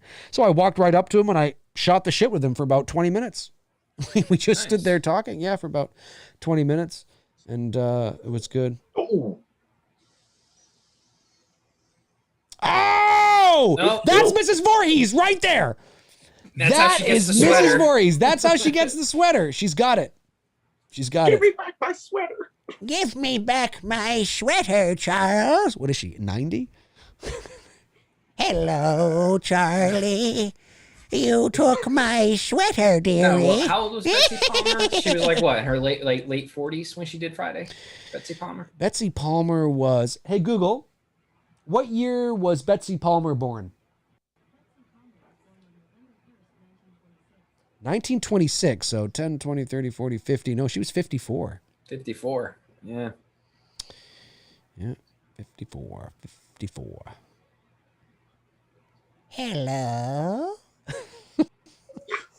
Can you imagine coming from the fog? All you hear is, hello. Come here, my dearie. That's what you need to do in your fan film of the fog. Oh, you want you could fog, do. I mean, it's not that hard. All you got to do is just get a shit ton of fog machines. That's true. No, you could do the fog. You could do. I mean, you really could. I'd rather do it. Yeah. Or dry ice, whatever. I mean, you could do a fan film. I'd rather do a legit fog movie, but whatever. Fog fan film. Fog the fan film. Yes. Some old woman in the fog.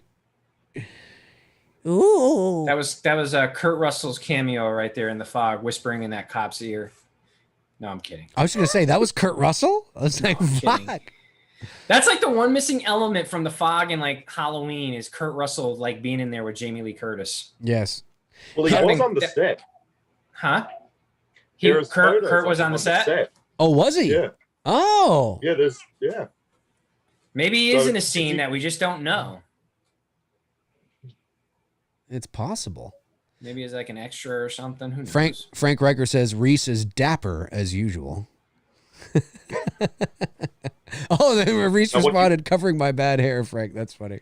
Yeah, what you can't see is the pajama pants that I'm still wearing. Right. Well, I'm nude. I mean, you can't. Dave lets it all hang out on the show. Oh yeah, all the time, Yeah, I actually have no pants in my. I don't wear any pants. I just ever. I just wear tops. That's right, baby.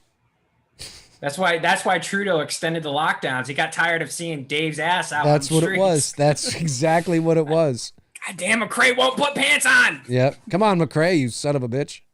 Trying to end these Somebody lockdowns, in the buddy. chat says you hear Christopher Walken saying "mommy" out of the fog. Oh, give me a mommy. Mommy. Come on, mommy. Imagine. Mommy. Hello. The candles. What are we doing with the candles again? I forget. The fog. Oh, the vigil. That's right. There's something. The fog. There's something in the fog. Your shoes are untied. That's a young Christopher Walken. And the older Christopher Walken is, there's something in the fog. Hello. That's where that's kind of how he sounds now. If you ever listen to him, he's like, I don't care. My shoes. Yes, Tony, I don't remember what the candles were about. Yeah, I'm not sure. I think it was a vigil. Oh, yeah, that's right. Or no, the power was out. Well, that's why she's lighting it. This kind of looks like Mrs. Blankenship a little bit.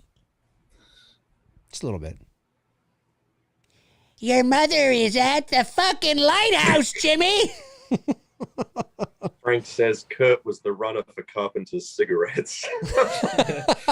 That's probably true. I would totally believe that. 100%. Kurt, need another pack. Who is Tom Atkins playing in this movie? Like, what's his job? What's his role? Badass dude. That's his name of his character. Just badass dude. The Fog, 1980. I think he's like a fisherman or something.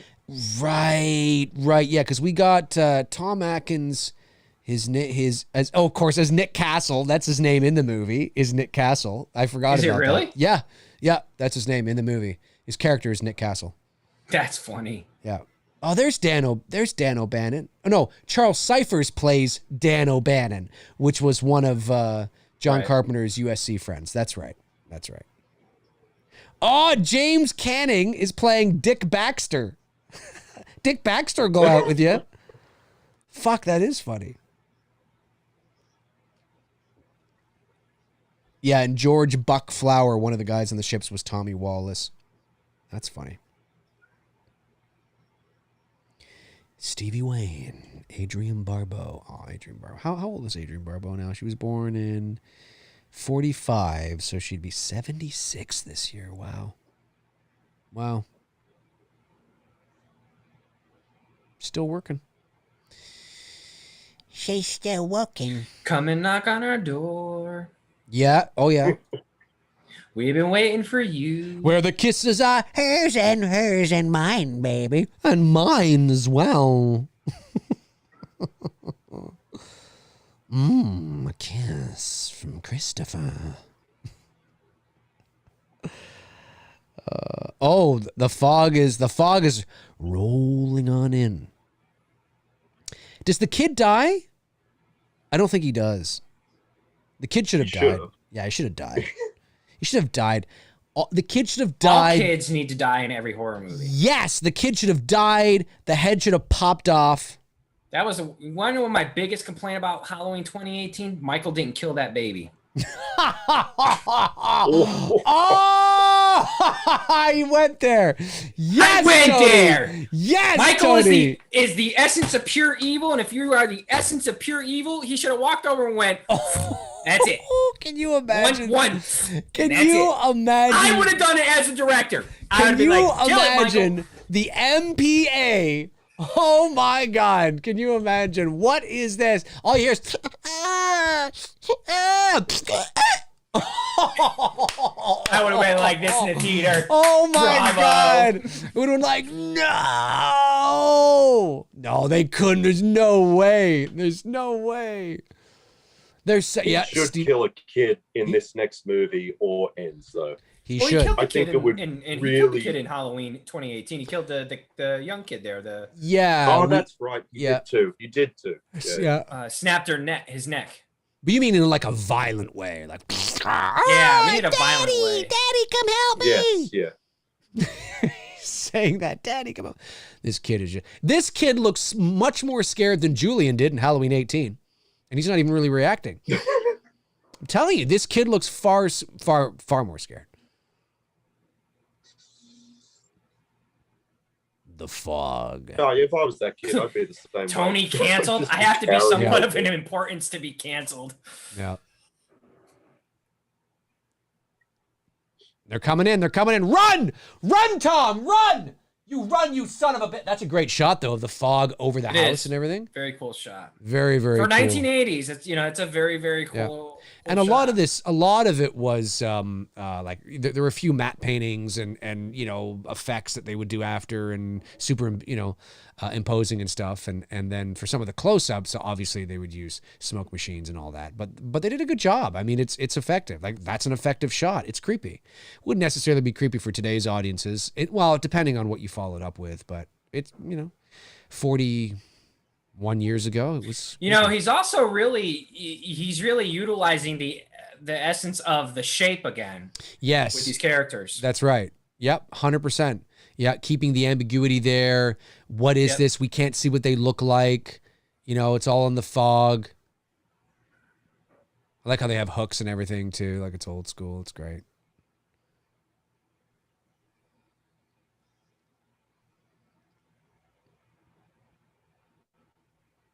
Yeah, like that fog there would be probably a smoke machine.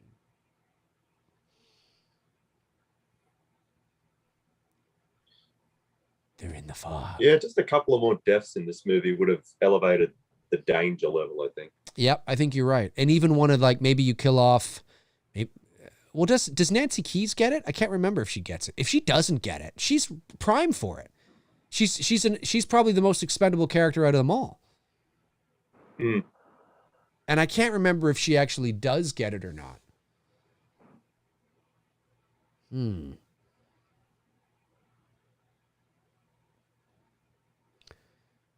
Yeah.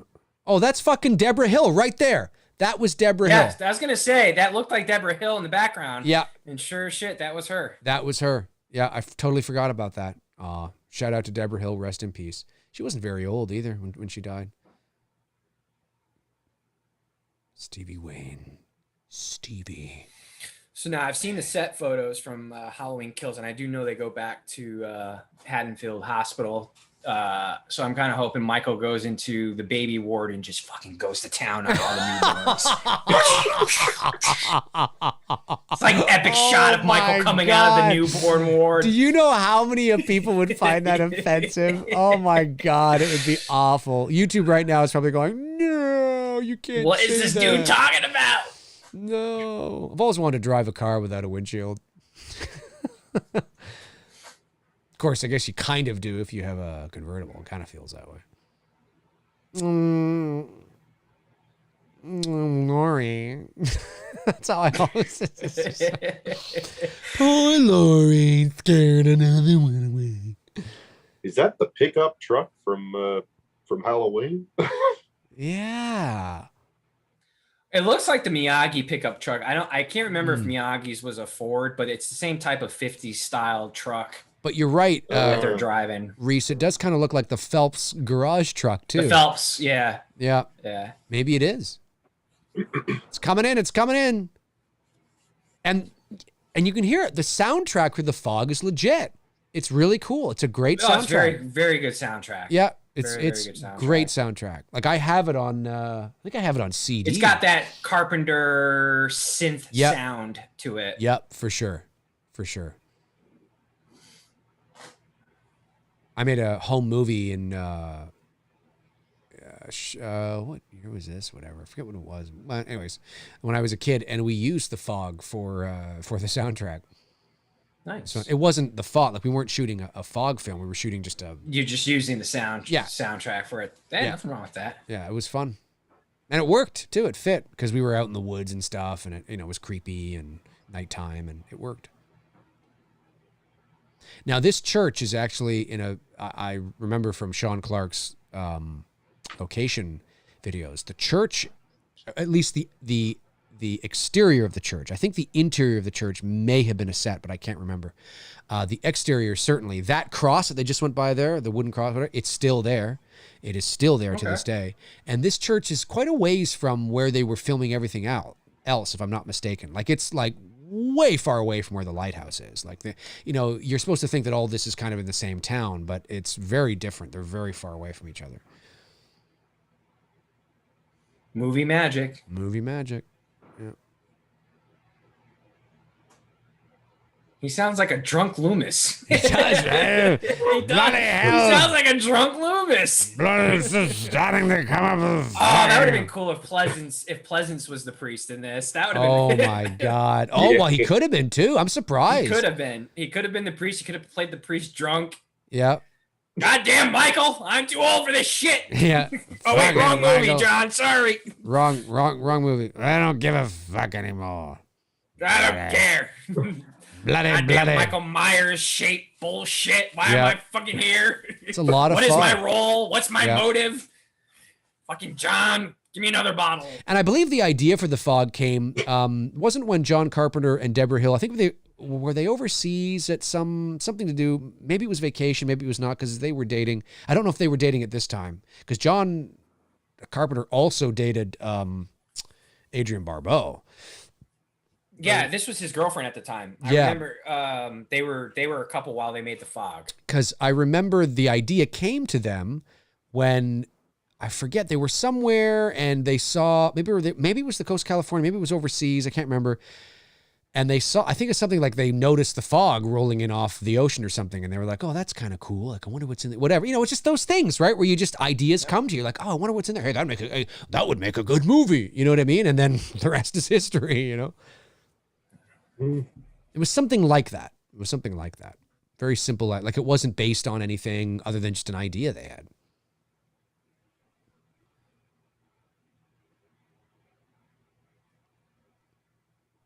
Come on, you son of a bitch.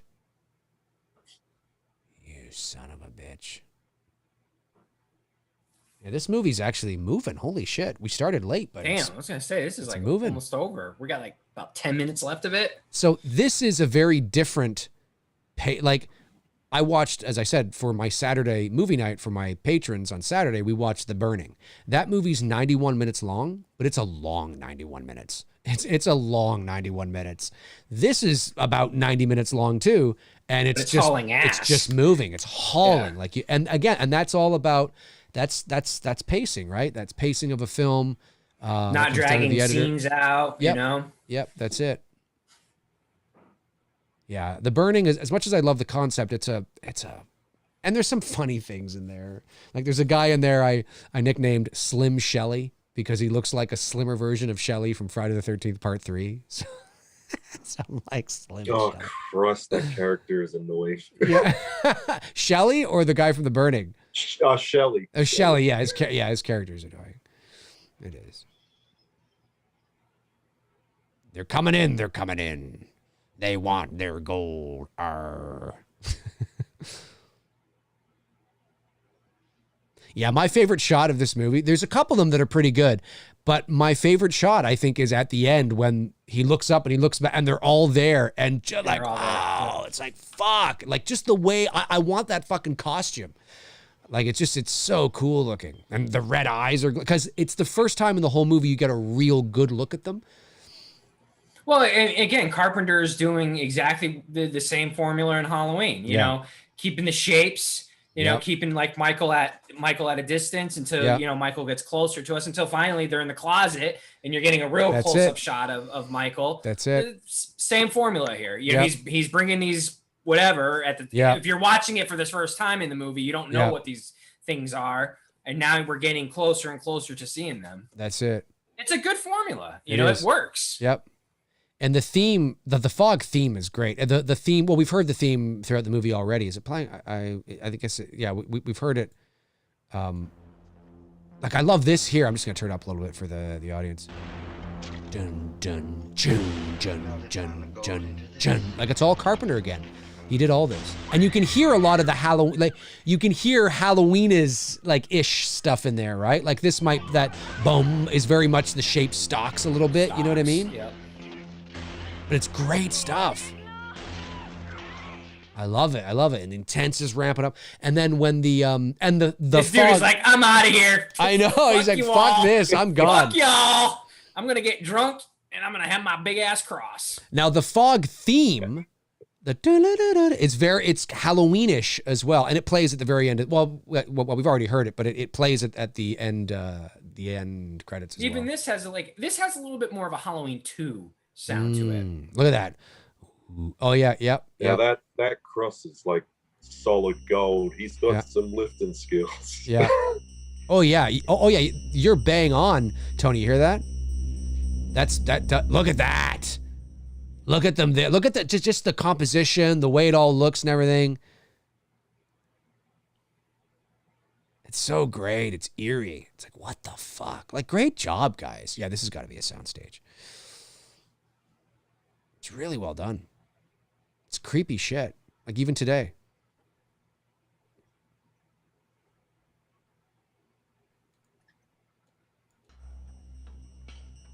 Now this, she's climbing up on top of the lighthouse. This is a set again too. She's actually only about, I think she's like what, 2 or 3 feet off the ground. Kind of like what they did with the roof in Halloween 4. Yeah. Yeah, she's not that. It was built separately to shoot this. Take off your shoes, woman. Don't you hate when women run in horror movies in high heels? You're like, what are you doing? Take them off, girl. Look at that. I love those red eyes. It's great. It's great shit. Come on, Tom Selleck. I'm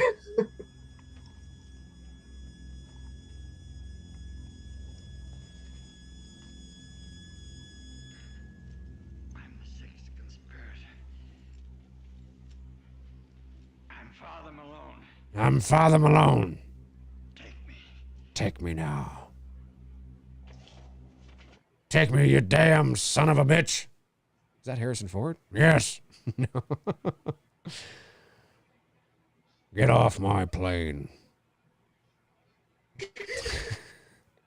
I think that's when the grumpiness began with Harrison Ford. Was in Air Force One. I think it began when somebody was trying to take over his plane, and he was like, "Get off my plane!" And ever since then, he's been. Oh, that's right. She does. She got it in the neck or in the shoulder. She got it in the shoulder. Oh, she takes it out. Oh yes. Oh, what a shot! Ooh, look at the worms. The worms. That was great.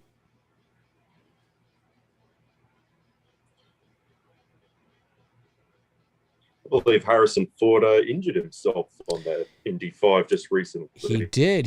Rehearsing a fight scene, he injured his shoulder. I get the sense it's not that bad, though.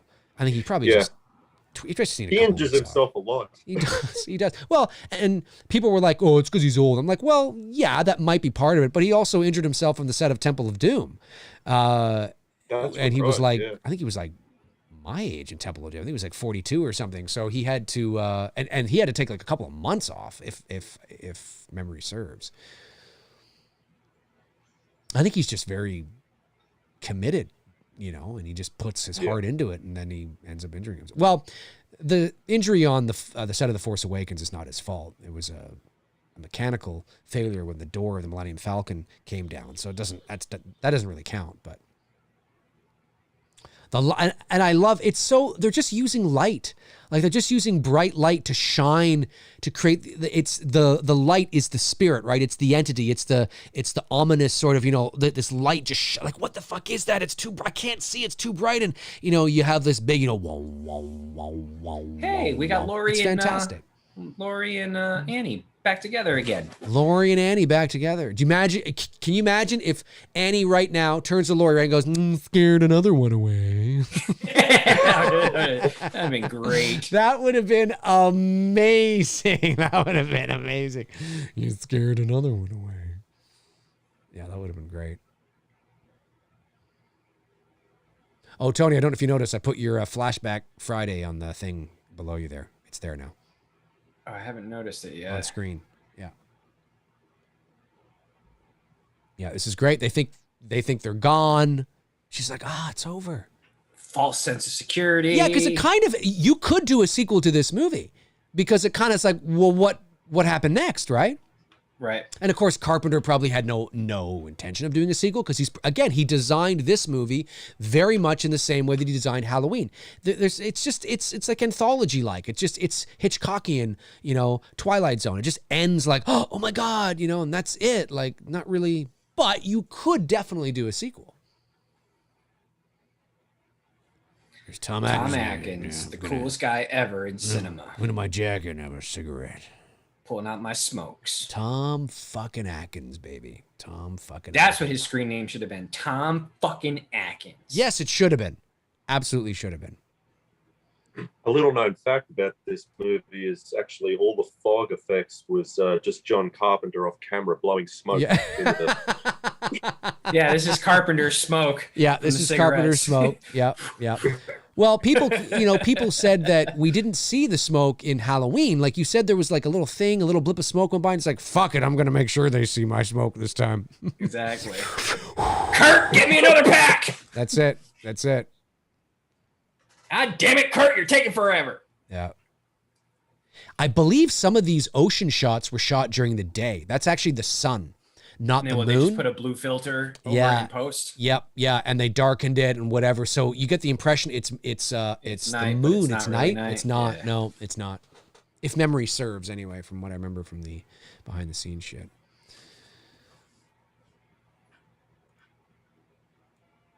To the ships at sea who can hear my voice. This is a very keep watching the skies sort of ending. Yeah, it is. It's like, look for the fog. It is out there. It is out there. Look for the fog. Yeah, and I love this. He goes back, and I'm gonna pump up the volume here. I don't give a shit. I'm gonna pump up the volume for when they play pump up the volume for the audience. You guys won't. Well, you guys already hear the movie, but I'm gonna pump it up for the audience here in a sec. Because I love the theme to The Fog. If you guys haven't, now most of us have seen The Fog here, I'm sure in the chat room. Most of us know that Carpenter did the music for The Fog as well. And the Fog theme is great. The Halloween theme is great. It's classic. But the Fog theme has a little bit of a Halloween vibe. Did he do the Christine theme? I think he might have. Here it comes. Because I know he directed it. Here it comes. It's coming. I got the volume all the way up, folks. Let's play that fucking Fog theme. Play that fucking Fog theme. Dum. Well, that'd be awesome if the shape stocks just started playing. It's Michael Myers. Yeah. Now watch this. Watch the look. Hang on. Watch when he look at that. That's fucking great. Watch this nice shot. Look at that. Yes! Yes, baby. Yes! And there's the Fog theme, folks. The audience, I'm pretty sure the audience can hear it now. Yeah, you can. That is the Fog. That's the theme to The Fog. Very Halloween-y, but it's a great theme. Not many kills, though, in this. I forget that. There's not a lot of deaths. No, there's not. No. Even with the reshoots, it's still very held back. Yeah, it is. Yeah, very much. I mean, it's a great movie. Yeah, it is. Yeah, it's a great movie. Really enjoyed it. I mean, it's a classic. It's, when I think of my top 5 Carpenter movies, obviously Halloween's my favorite, but I always go between The Thing and The Fog as my number 2. And then whatever ends up at number 2 will end up at number 3. And then after that, my 4 and 5 for me might be like They Live is in there. And that's my number 2 Carpenter film. And then number 3 would be The Thing. Yeah, either Big Trouble in Little China or maybe Escape from New York. I don't know. I dance around a little bit. It's kind of crazy. Now, Reese, do you have a little bit of time to take some questions from the chat room? Yeah. I'm in lockdown now, so I have no work for 2 weeks. So, oh, shit. Oh, you guys are in. Oh, that's right. He said that earlier. Shit. You're in lockdown again. We're just coming out of a lockdown. Oh, my God. Is it because cases have been rising? Is that the case? Yeah, 100%. So, and, it couldn't happen at a worse time because, I work in the cinema industry and we're about to go into school holidays. So wow. And is this your second lockdown? Yes. Yeah. Oh, Jesus Christ. Oh my God. Yeah, they tried a second. They tried a second one here. That didn't fly too well. People were like, "Screw you," and no one did it.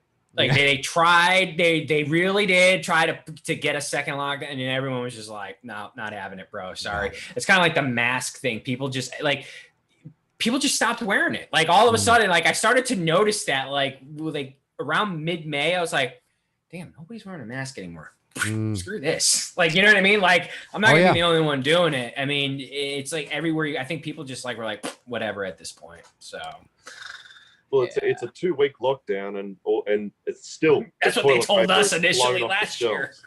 Yeah, 2 weeks gonna turn into like 4 weeks, probably 10 months. Oh God! Remember 2 weeks to flatten the curve? Right. Oh yeah, I know. What happened? So, anyways, questions. Yeah. David Coe sends in $9.99, says, last Monday, I had a very stressful day.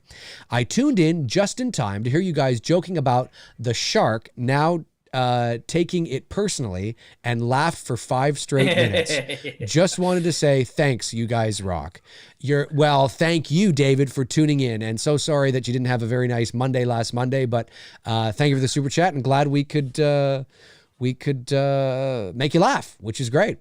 The Spiral Sky Project. They're out there right now. They're out there planning and plotting first they're planning the 3D version of the Revenge. That's it. You know? Yeah. Then they got to go to the Bahamas. That's it. That's right. Totally legit. They're consciously aware of all this. Exactly. The Spiral Sky Project sends in $10 and says, why was Roger Ebert hated so much? I checked out a video of him with cancer and the comments were so horrible. They go after his wife and troll about how his jaw is gone from cancer, stuff I can't type.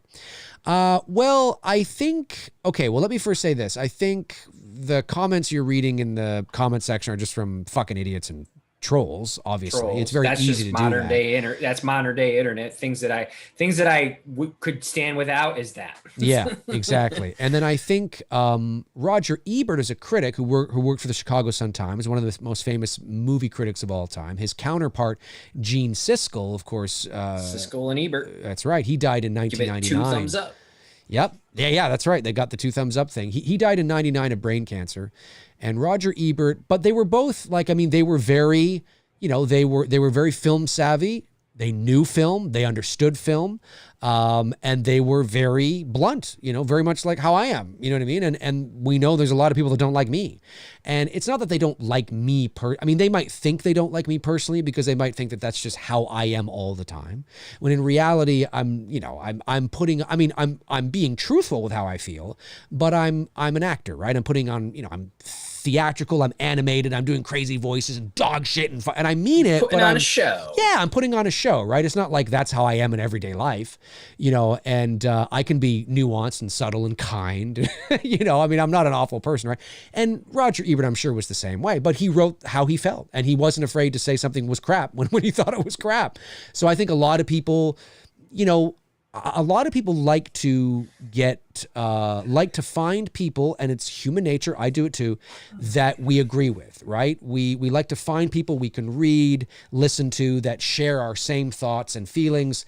And, when there's somebody that comes along and says that your favorite movie isn't very good, that can hurt sometimes, So, I don't know. Reese, do you feel the same way? Like, what are your memories of Roger Ebert?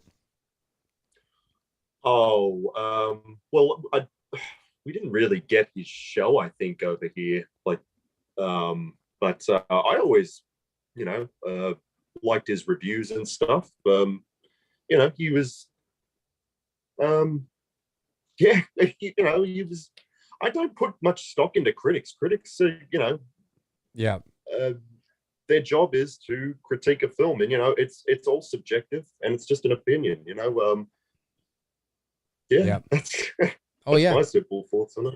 Yeah, no, you're absolutely right. You're absolutely right. It's I liked him. I mean, there were many times I didn't agree with him, but I think what it comes down to is I think with Roger Ebert, it comes down to, you can be opinionated, you can be controversial, you can be, loud and blunt and, whatever the case is, but do you know your stuff?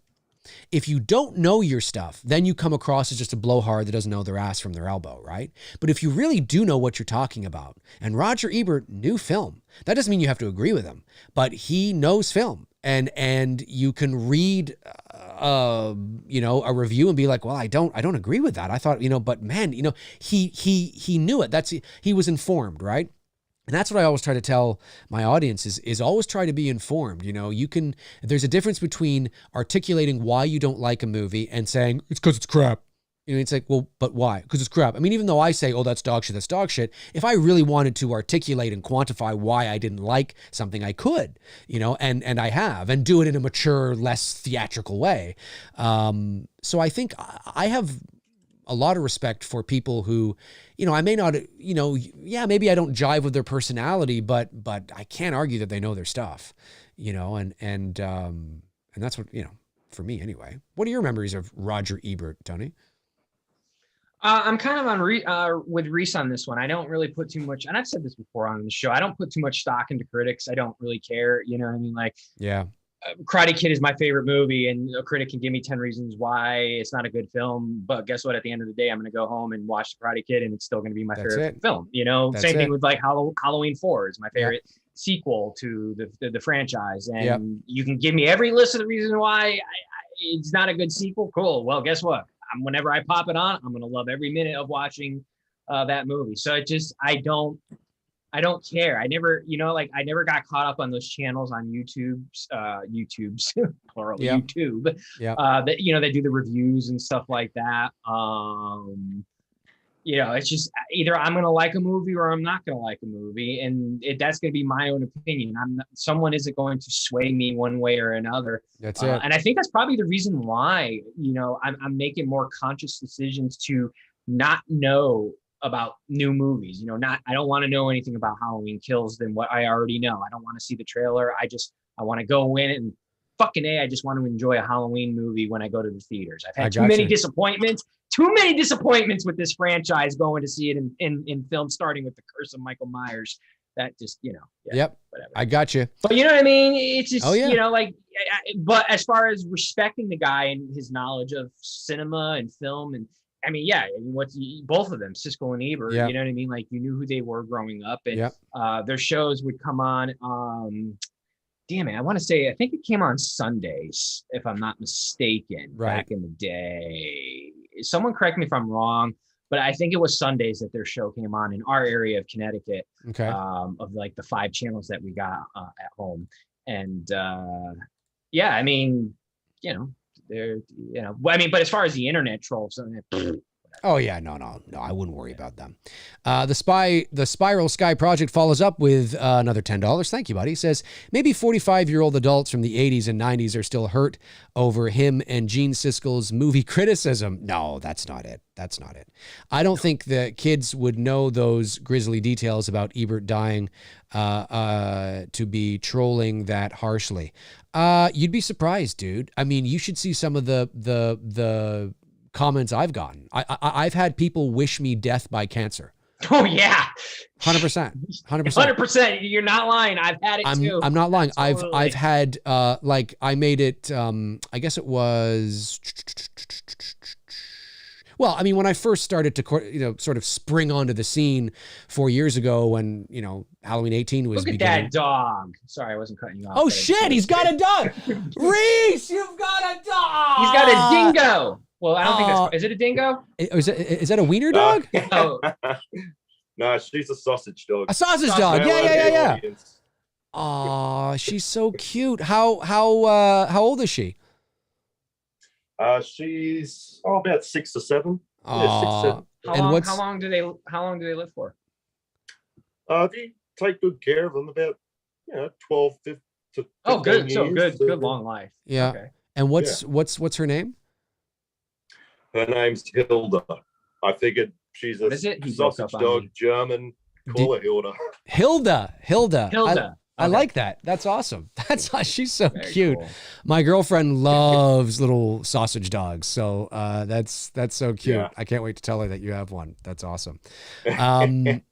No, but I remember when I had mentioned one of the first times I was talking about my parents and my parents passed away 10 years ago this year. It's kind of ironic because they were divorced. They hadn't been together in 25 years or so, but they had remained close, obviously, because they had 4 kids.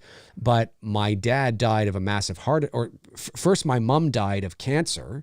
Actually, the 10th year anniversary of my mom's death will be about a month from now. And then just 2.5 months later, my dad died of a massive heart attack in the Ottawa Sun newsroom where he was about to finish writing the story of the day, and he died of a heart attack. And some people, when I say, and I understand that my parents died the same year, they think, oh, maybe they died like in a car accident, like they were together, they died together. Nope. No, they hadn't been married in 20 years and they died like 2.5 months apart from each other for 2 completely different reasons. It's insane. Anyway, that being said, I remember when I first talked about that, and I remember getting comments in the comments from the trolls saying, your mom, your mom died of cancer. Fucking sucks to be you, bitch. Hope you die of, and I just was like, yeah, I know she did. It was awesome. Like like, what do you know what I mean? Like, it's so like, God, I don't miss YouTube. you'd be surprised. Dude, you'd be surprised the shit that I've gotten over. So like the Halloween Kills trailer was to drop July 1st. That's when it was dropped. I made that announcement, had the scoop of it. That's not my opinion. It's people can believe whatever they want to believe, but that is, I put my name out there on it because that's when it was supposed to drop, right? Well, it got leaked. It got leaked on Thursday, and it had to be released that day. Universal had to get ahead of it. They released it that day. You should have seen some of the messages I've gotten from people saying, "Oh, you see, you were wrong. It was going to," and I'm like, no, listen, Universal doesn't release trailers at 9:30 at night on a Thursday. I said it was released at that time because there was a leak. They had to do that. Like, I don't know the fuck. Oh, you suck. I'm glad you're this with cancer. And I'm like, the fuck is going on? And then Jamie Lee Curtis, of course, also said, and thank God she did as well, because now it seemed to shut everybody up. She said, on her Instagram, she said, hey, some asshole leaked the trailer, so we have to release it early. And I'm like, thank you. Duh. Like, it was not going to release last week. It was going to release this Thursday. Anyway, that being said, you'd be surprised what fans will glom onto to try and bring you down, even when they're wrong and they're completely out to lunch and they're completely boneheaded. They're going to do all the fucking shit and stuff. So it would not surprise me in the slightest if kids who didn't know Roger Ebert saw him without his jaw and were like, that looks funny. Like, think back to when you were a kid, right? And you're in school and you saw somebody funny, somebody maybe mentally handicapped, or I don't even know if that's the right word. Maybe that's not PC anymore, mentally challenged, or, whatever it is, right? Listen, I'm going to own it. I'd be lying if, when I was 12 and I didn't see somebody sounding kind of funny, I wasn't like, we all did. It's not right. You're young, you're kids. Now, where it's really a problem is if, the people making these comments are, like you said, they're in their 40s. But I just don't think it seems too personal to be legit. Do you know what I mean? Like, I don't agree with a lot of people. I wouldn't go on there and go, yeah, that's right, fucking cancer. Like, what did Roger owe you money or something? Did he fucking like bang your wife? Or like, I don't get why you'd be so, no, I just think it's the internet. It's YouTube. It's fucking idiots. And the internet has made it too easy for fuckheads to be anonymous. And back when we were growing up, and RHYS is only 2 years younger than us. Most of these fuckers wouldn't have the balls to say no, this you wouldn't. Because we'd be pounding them into the ground. We grew up at a time where if you said that, you just get punched in the face. Like, you would just and it would shut you up.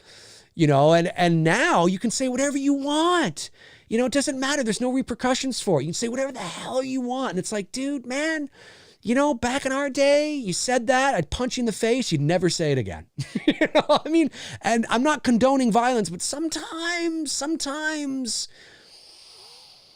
if I had kids and he was being picked on, I'd be like, Johnny, but Dad, I'm going to get suspended. That's okay. Just punch him in the face. Exactly. Just knock his ass out. Yeah.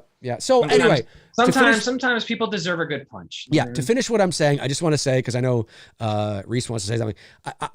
It wouldn't surprise me if these people No, we're just trolls. We're just that mean. Yeah, the internet is that mean. 100%. They're not mean. They're trying to give themselves a set of a pair. Yeah. But in reality, they don't, and this is the only way they can give themselves any type of validation. Yeah, so. it's crazy. It's absolutely crazy. Yeah. RHYS, what were you going to say? RHYS, what were you say, buddy?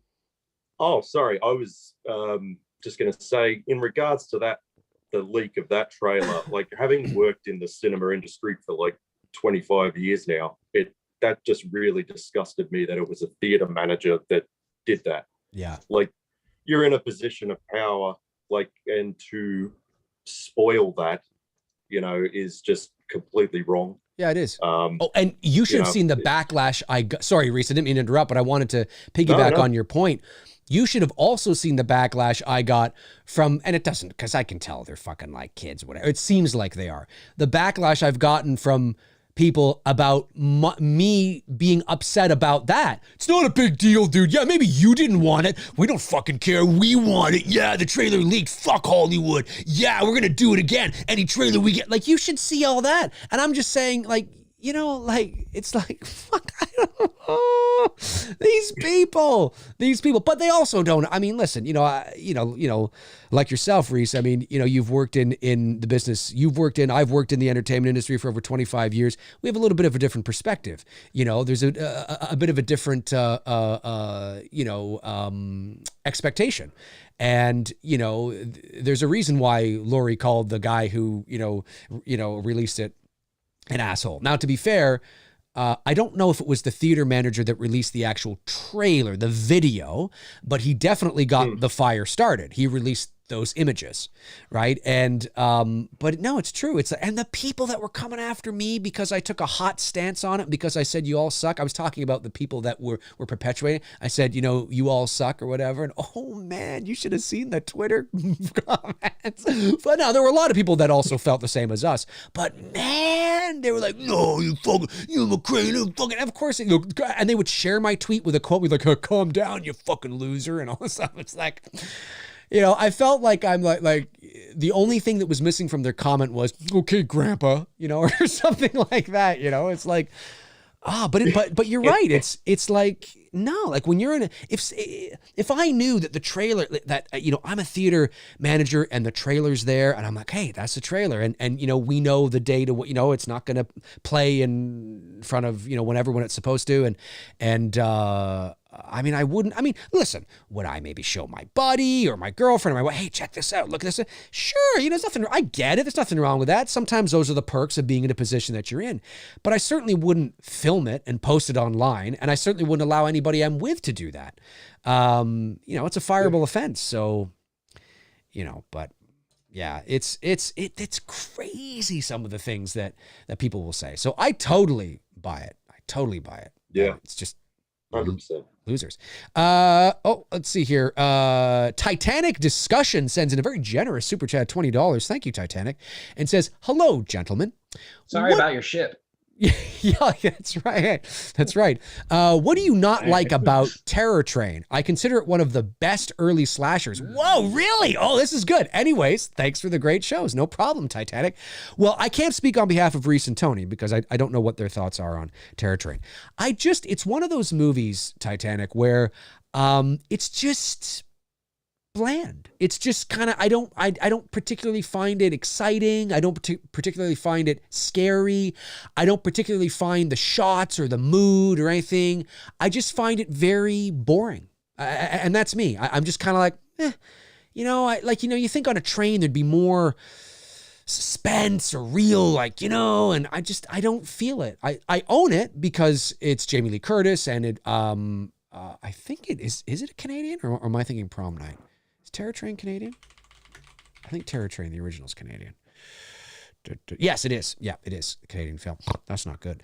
Anyway, but I'm supporting Canadian movies. But I just find it boring as fuck.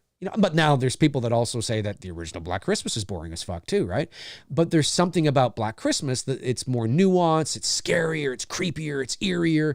I just find Terror Train boring. Really, at the end of it. I wouldn't be shocked in about 20 years from now when you and I hit our 60s that people who are in their 20s and 30s and 40s will say Halloween is boring. Oh, people are already, there's some that already say that, but I totally agree. But that's me. That's me. Now, I don't think it's a terrible movie. I'm not saying it's a terrible movie. I'm just like, I could not care less if I ever watched the movie again. Let's just put it that way. What do you think about Terror Train, Reese? Same. Or Tony? Reese and Tony, yeah. Oh, I've seen it once. Don't need to see it again. Yeah, like it's not terrible. It's just kind of bland. Yep. But hey, Titanic, if you love it, that's awesome, man. That's awesome. All power to you. Frank Riker, Frank the man, Frank the man sends in $5 and says, being an Aussie, I would have thought Reese would have a pet that could kill him, like a dingo or platypus. Or like a python snake or something. That's right. That's right. Some kind of python, spider. Is it true, Reese, when I see some of these GIFs or memes where it's like, it's supposed to be from Australia and there's like this gigantic like bug, like the size of your face on like a wall. Like, do they really grow that big? Like that's... You can get some big spiders here. Yeah. Really? Yeah. Fuck, dude. Oh my God. Okay, and do snakes like just show up in like people's bath, like the toilets and stuff like that? Or like they could show up in someone's like dresser drawer that I've seen videos and photos on? Oh, they will get into your house. Jesus. Yeah, but I mean, snakes. I'm like, bam, man. I can't do snakes. Look, spiders don't really bother me. What bothers me? No, spiders don't bother me either. My girlfriend finds it funny. I can't stand cockroaches. They creep me out. Interesting. Yeah. Snakes, though, yeah, I'm petrified of snakes. I am not a fan of snakes. Now, spiders, I love spiders. I think they're cool. Yeah, are you? Well, hey, I don't mind if I can see it, but if a big fucking spider suddenly like comes down like this, I'm down on Dave's head. Dude, it could be a little spider. If it just kind of comes down like this, I'm like, what the fuck? What the fuck are you doing there, buddy? But if I see a spider, I've actually saved spiders' lives sometimes. A spider will be in my house, and I'll be like, and he's like, this little guy, and he's crawling along. I'm like, aw. And then I'll name him immediately. I'll be like, aw, it's Kevin. Come here, Kevin. I'll put you outside. You don't want to be in here, whatever. And I'll just put him outside. I'm like, oh, it's Glenn. Come here, Glenn. I'll put you outside, whatever. Now, are you in an area, Reese, that is, I mean, I'm not, you don't tell us exactly where you live, obviously, but I mean, in terms of like the area. I don't think any of us can get to him right away. No, that's true. That is true. Is it more, but there might be a creeper in Australia that's watching. Are you in a more urban area or rural area? And what are some of the things that you yourself have to watch out for in that regard?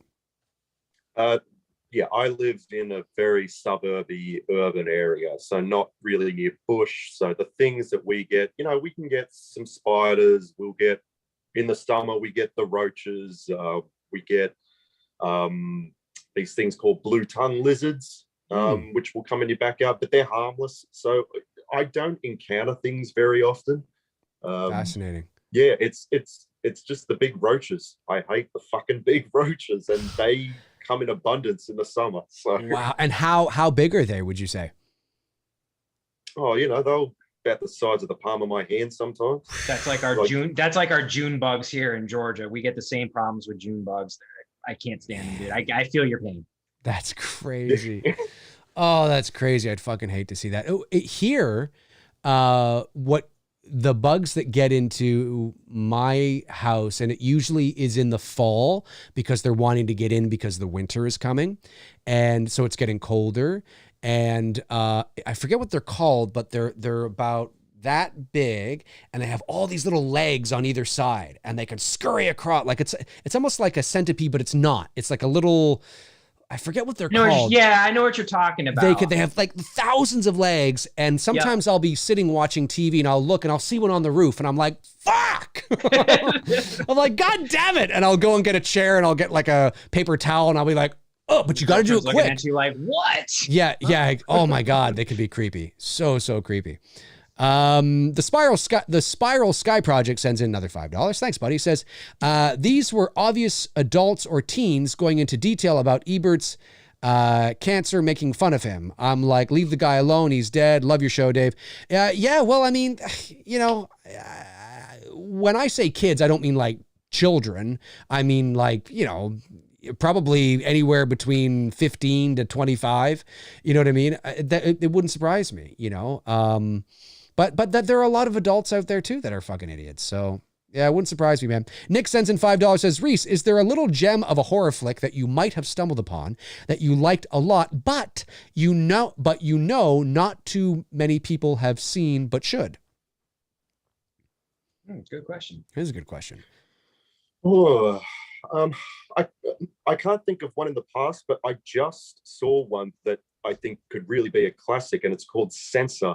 And it's about this person who's a film censor who sets out to like solve the mystery of her sister's disappearance, and it's very weird, and she's embarking on this quest, and you know there's sort of a line between reality and fiction. It's very interesting. If you can find that, it only just came out. It's called Censor. Very cool. Okay, very Censor. Cool. I'll have to check that out. That's awesome. Okay, we'll go, what do you want to go, another 10 minutes, or how you guys feeling? Yeah, that's fine. 10 minutes? Yeah, fine. A couple more minutes. All right, let's do it. Okay, so I got that one, and then Southpaw 82, my man, sends in $5, says, watch the H Kills trailer a few more times. Oh, hang on a second, is there a spoiler? Tony, you want to remove your... Did you do that? Yeah, you did. Okay. Watch the H Kills trailer a few more times, and it seems Michael's becoming supernatural. Could it mean they're thinking more about after H ends? Okay, well, to quickly answer this, I don't think so. Because I don't think he was not supernatural in H18, right? It's about that balance. Michael's always had a supernatural element to him. When we're talking about the original from the, I'm gonna have to do a video on this. When we're talking about the original Michael from the 1978 film, he had a supernatural element to him there. He was flesh and blood. He was a human being, but there's that unknown factor, and the unknown factor, which in my opinion must remain unknowable, is that is he? Isn't he? I don't know what. But that's the mystery. That's what keeps you excited about the character, and that was there in 1978. So it wasn't removed from 2018. It's just that what Michael became after 1978, like where he went full on Frankenstein, that was removed. So the Michael in 18 is still, he still has that supernatural element, but he might seem more human to you because you're so used to 4 and 5 and 6 and resurrection and, you know, all this stuff, right? No, we've just gone back to what he originally was. So I think that this is going to be a similar thing where it's now we're just drawing attention to it, right? I hope it remains there though. I don't think there should be a mention of, I don't want that line, the more he kills, the more he ascends or descends, which one it was. I don't want that to be a topic of a huge plot point. I think it's just a nice not throwaway, but a nice poetic thing, like for what Dr. Loomis says. It keeps the ambiguity there, it keeps the mystery there. It shouldn't now all of a sudden become this major plot point that we're somehow going to discover who he is or what makes him this way. I don't think we need to know that. It's the unknowable. You know, it should remain that way. So I'm hoping that's what it is, but I don't think by Laurie saying that in this movie means that he was completely 100% human in the last movie. No, I think now they're just making you aware of that, right? You know what I mean? She's letting people know, you know, that's what I think it is. Okay, Tony. Oh, you want to give Reese a chance to answer that question? I saw a yeah, for sure. Sorry, Reese. Sorry. And I took it out. So go ahead, Reese. Yeah, Reese. I'm not used to having 3 people here. Reese, what do you think, my man? I agree with everything you said. If I could just say one thing about that Halloween Kills trailer, I really hope they cut out this the scene with Karen saying, "If you want this mask, come and get it." I don't like when characters talk to the monster that way. Right. I think the characters should always be in fear of the monster. Don't talk down to the monster. Like, you can fight back, but right. I have a problem with that. That's a valid point. Right. Yeah, no, that's I guess it kind of makes sense because in the first one she did say gotcha, right? You know, she was fooling him. So maybe there's but I get what I understand what you're saying. I do understand what you're saying. Well, there's always a possibility it may not be in there. I've seen. That's just my viewpoint. It doesn't make or break the movie for me, but it's just Yeah. Nope. Good point. Okay, Tony. Okay. Welcome guys, back. I haven't watched the trailer. I'm not gonna watch the trailer. I'm trying to go into Halloween Kills with knowing as little as possible. So I saw the Halloween Kills trailer part of that question. I was like, nope. Yeah, no, understand. Completely understand. And then David Lee Barron sends in $4.99, says, imagine waking up with a tarantula resting on your face. Oh my God. That doesn't bother me like a snake would. I'd be okay with a tarantula. I would be shit in a brick if it was a snake. You would be okay waking up with a big tarantula on your face. Spiders are cool to me, man. Like I think it's because I've seen so many, like just around my house, like outside, like I see gnarly looking spiders all the time, and I'm always taking pictures of them and whatnot. But a snake, fuck that. Nope. I gotcha. Man, oh man. Let's see. Cody Snyder says, when is it? You're talking to Darren and Frank. That's good. Let me see here. What else we got going on? Colin Murdy says, are any of you guys going to be watching Fear Street Part 1 on Netflix this Friday? I don't even know what that is. It's a trilogy that's coming on. Christopher Nelson is attached to it. Looking forward to it. I have not heard of it, but I will check it out. Colin? I'll check it out. I don't know. Are you guys going to be? Have you heard of Fear Street? This is the first time even hearing of it. Yeah. It's a. I guess I'll it's check it out. Yeah, it's a trilogy. So I guess like an anthology maybe type of thing. I don't know. Christopher Nelson, I guess, was working on the makeup on it. That's pretty cool. Let's see here. What else we got? Bishop Walters says, have you guys watched a horror movie called Sun, starring Andy from Halloween? Yeah, Andy Manichek. No, I know the movie you're talking about. I haven't seen it, though. Super cool and one of the better horror movies I've watched in the past several years. I haven't seen it. You guys? Speaking of, there's a new Netflix horror movie that's coming out really soon. I watched the trailer of it. What's it called? And it reminds me of like Texas Chainsaw Massacre meets Midsummer.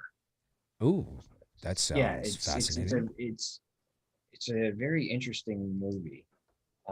Fascinating.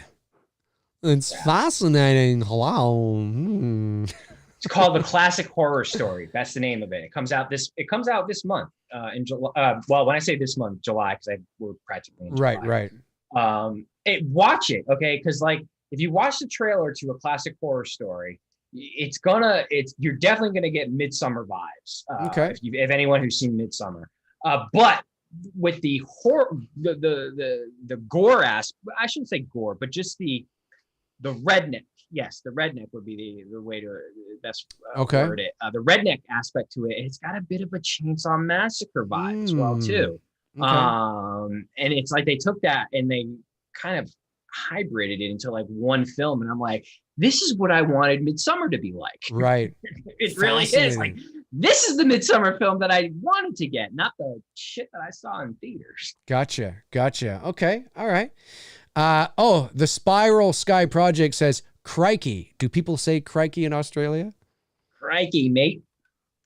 Oh, yeah. Occasionally, I'll whip that one out if something pisses me off. Crikey. That's definitely an Australian thing. That's not. Yeah, that's. Hey, by the way, do y'all carry big ass knives down there too? No. That's not a knife. This. Paul Hogan is a national treasure. I mean, let's get on. Absolutely. Freaking. He is. Yes. Yeah, I bet. No, here I think if something pisses me off, I'm just like, fuck.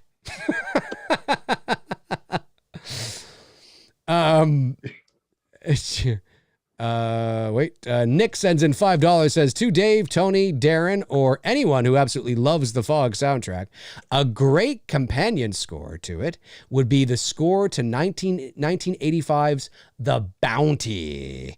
I have not seen The Bounty. I don't know if I've ever heard of The Bounty. I'll have to look into that. I did like the horror movie Wolf Creek, speaking of Australia. And that was based on I think that was based on a true story, right? If I'm not mistaken. I think it was. I think Wolf Creek was based on a true story. I mean, who knows what based on a true story? I mean, who knows how much truth is in it? But I'm pretty sure there were backpackers that went missing or something. But that's a good horror movie from the mid 2000s. Movie Chat and More sends in £5 and says, "Hey Dave, vote two, Scream. How vote two? You mean like TWO, or the two you have is vote as well? Like it means as well. Vote two? I don't understand what that means. I think he's meaning that in an action. I do think he's meaning that in an action. Oh, okay. Scream, Halloween 5. Because he's doing a live thing on Saturday night. So I think he's asking you to vote. Oh, vote as well. Halloween, Scream, Halloween 5. Well, but what's for what? Oh, I see what you're saying. I didn't read the rest. I think he's doing a live thing. Oh, he's doing the live watch. Oh, I see. Scream, Halloween 5, H78, Friday 6, or Christine. My first ever live Saturday movie night, 11:30 p.m. UK time. Oh, 11:30 p.m. UK time. That would be 6 or 7 our time. 6 or 7.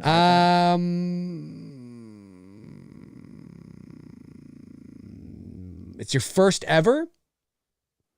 Well, if it's your first ever, you know, maybe Halloween 78. I don't know. It's your first ever. Either go Halloween or out in left field and pick Christine, maybe.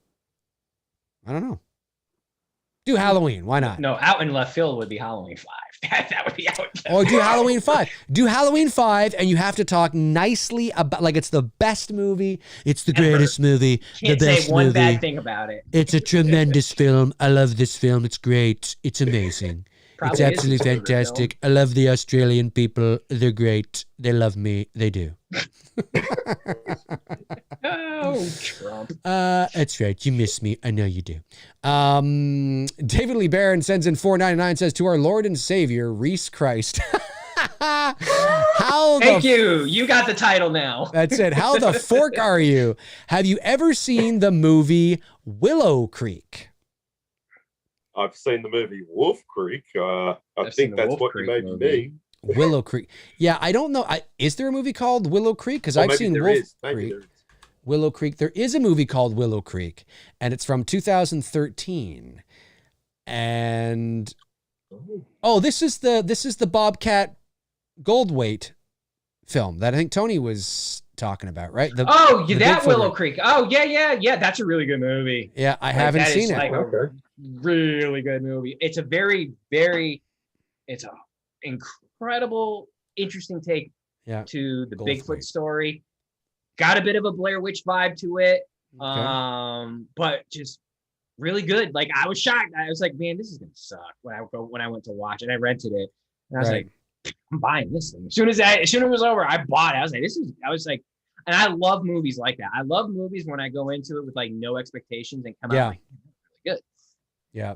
So that's cool. Highly recommend you should watch it. Yeah, we'll have to give it a go.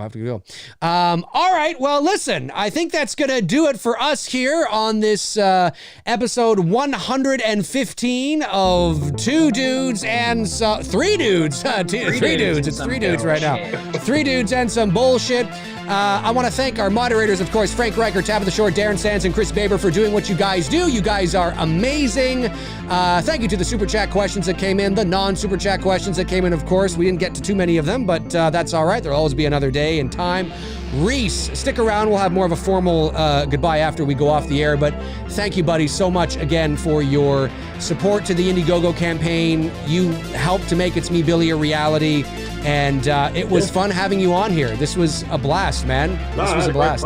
It was great. We got there eventually. Had some technical difficulties, but we got there. We got there. Yeah. Exactly. We went through the Rolodex, but we got there, and I appreciate you being a good sport about it, because I really wanted to watch The Burbs, man. I did, but yeah. Now I gotta watch that shit tomorrow because I only got like 24 hours in the rental. Now you gotta really you gotta watch these 2 movies now. Gotta watch it. So. Gotta watch it. Well, I mean, they're good movies, like The Burbs, and it's good. I have The Burbs. I just have it on VHS. It's just not available to us. Right. For streaming. I gotcha. All right, guys, have a great rest of your Monday night. And Tony and I will be back next Monday night at 7:00 p.m. Eastern Standard Time. Kicking off our 90s summer blockbuster. That's right, kicking off our 90s summer blockbusters next week. Folks, have a great rest of your night. And myself and RHYS and Tony bid you adieu. I think that's it. That's what they say in French. Maybe it is. I don't know. Bid you goodbye. All right, guys, we'll talk to you soon.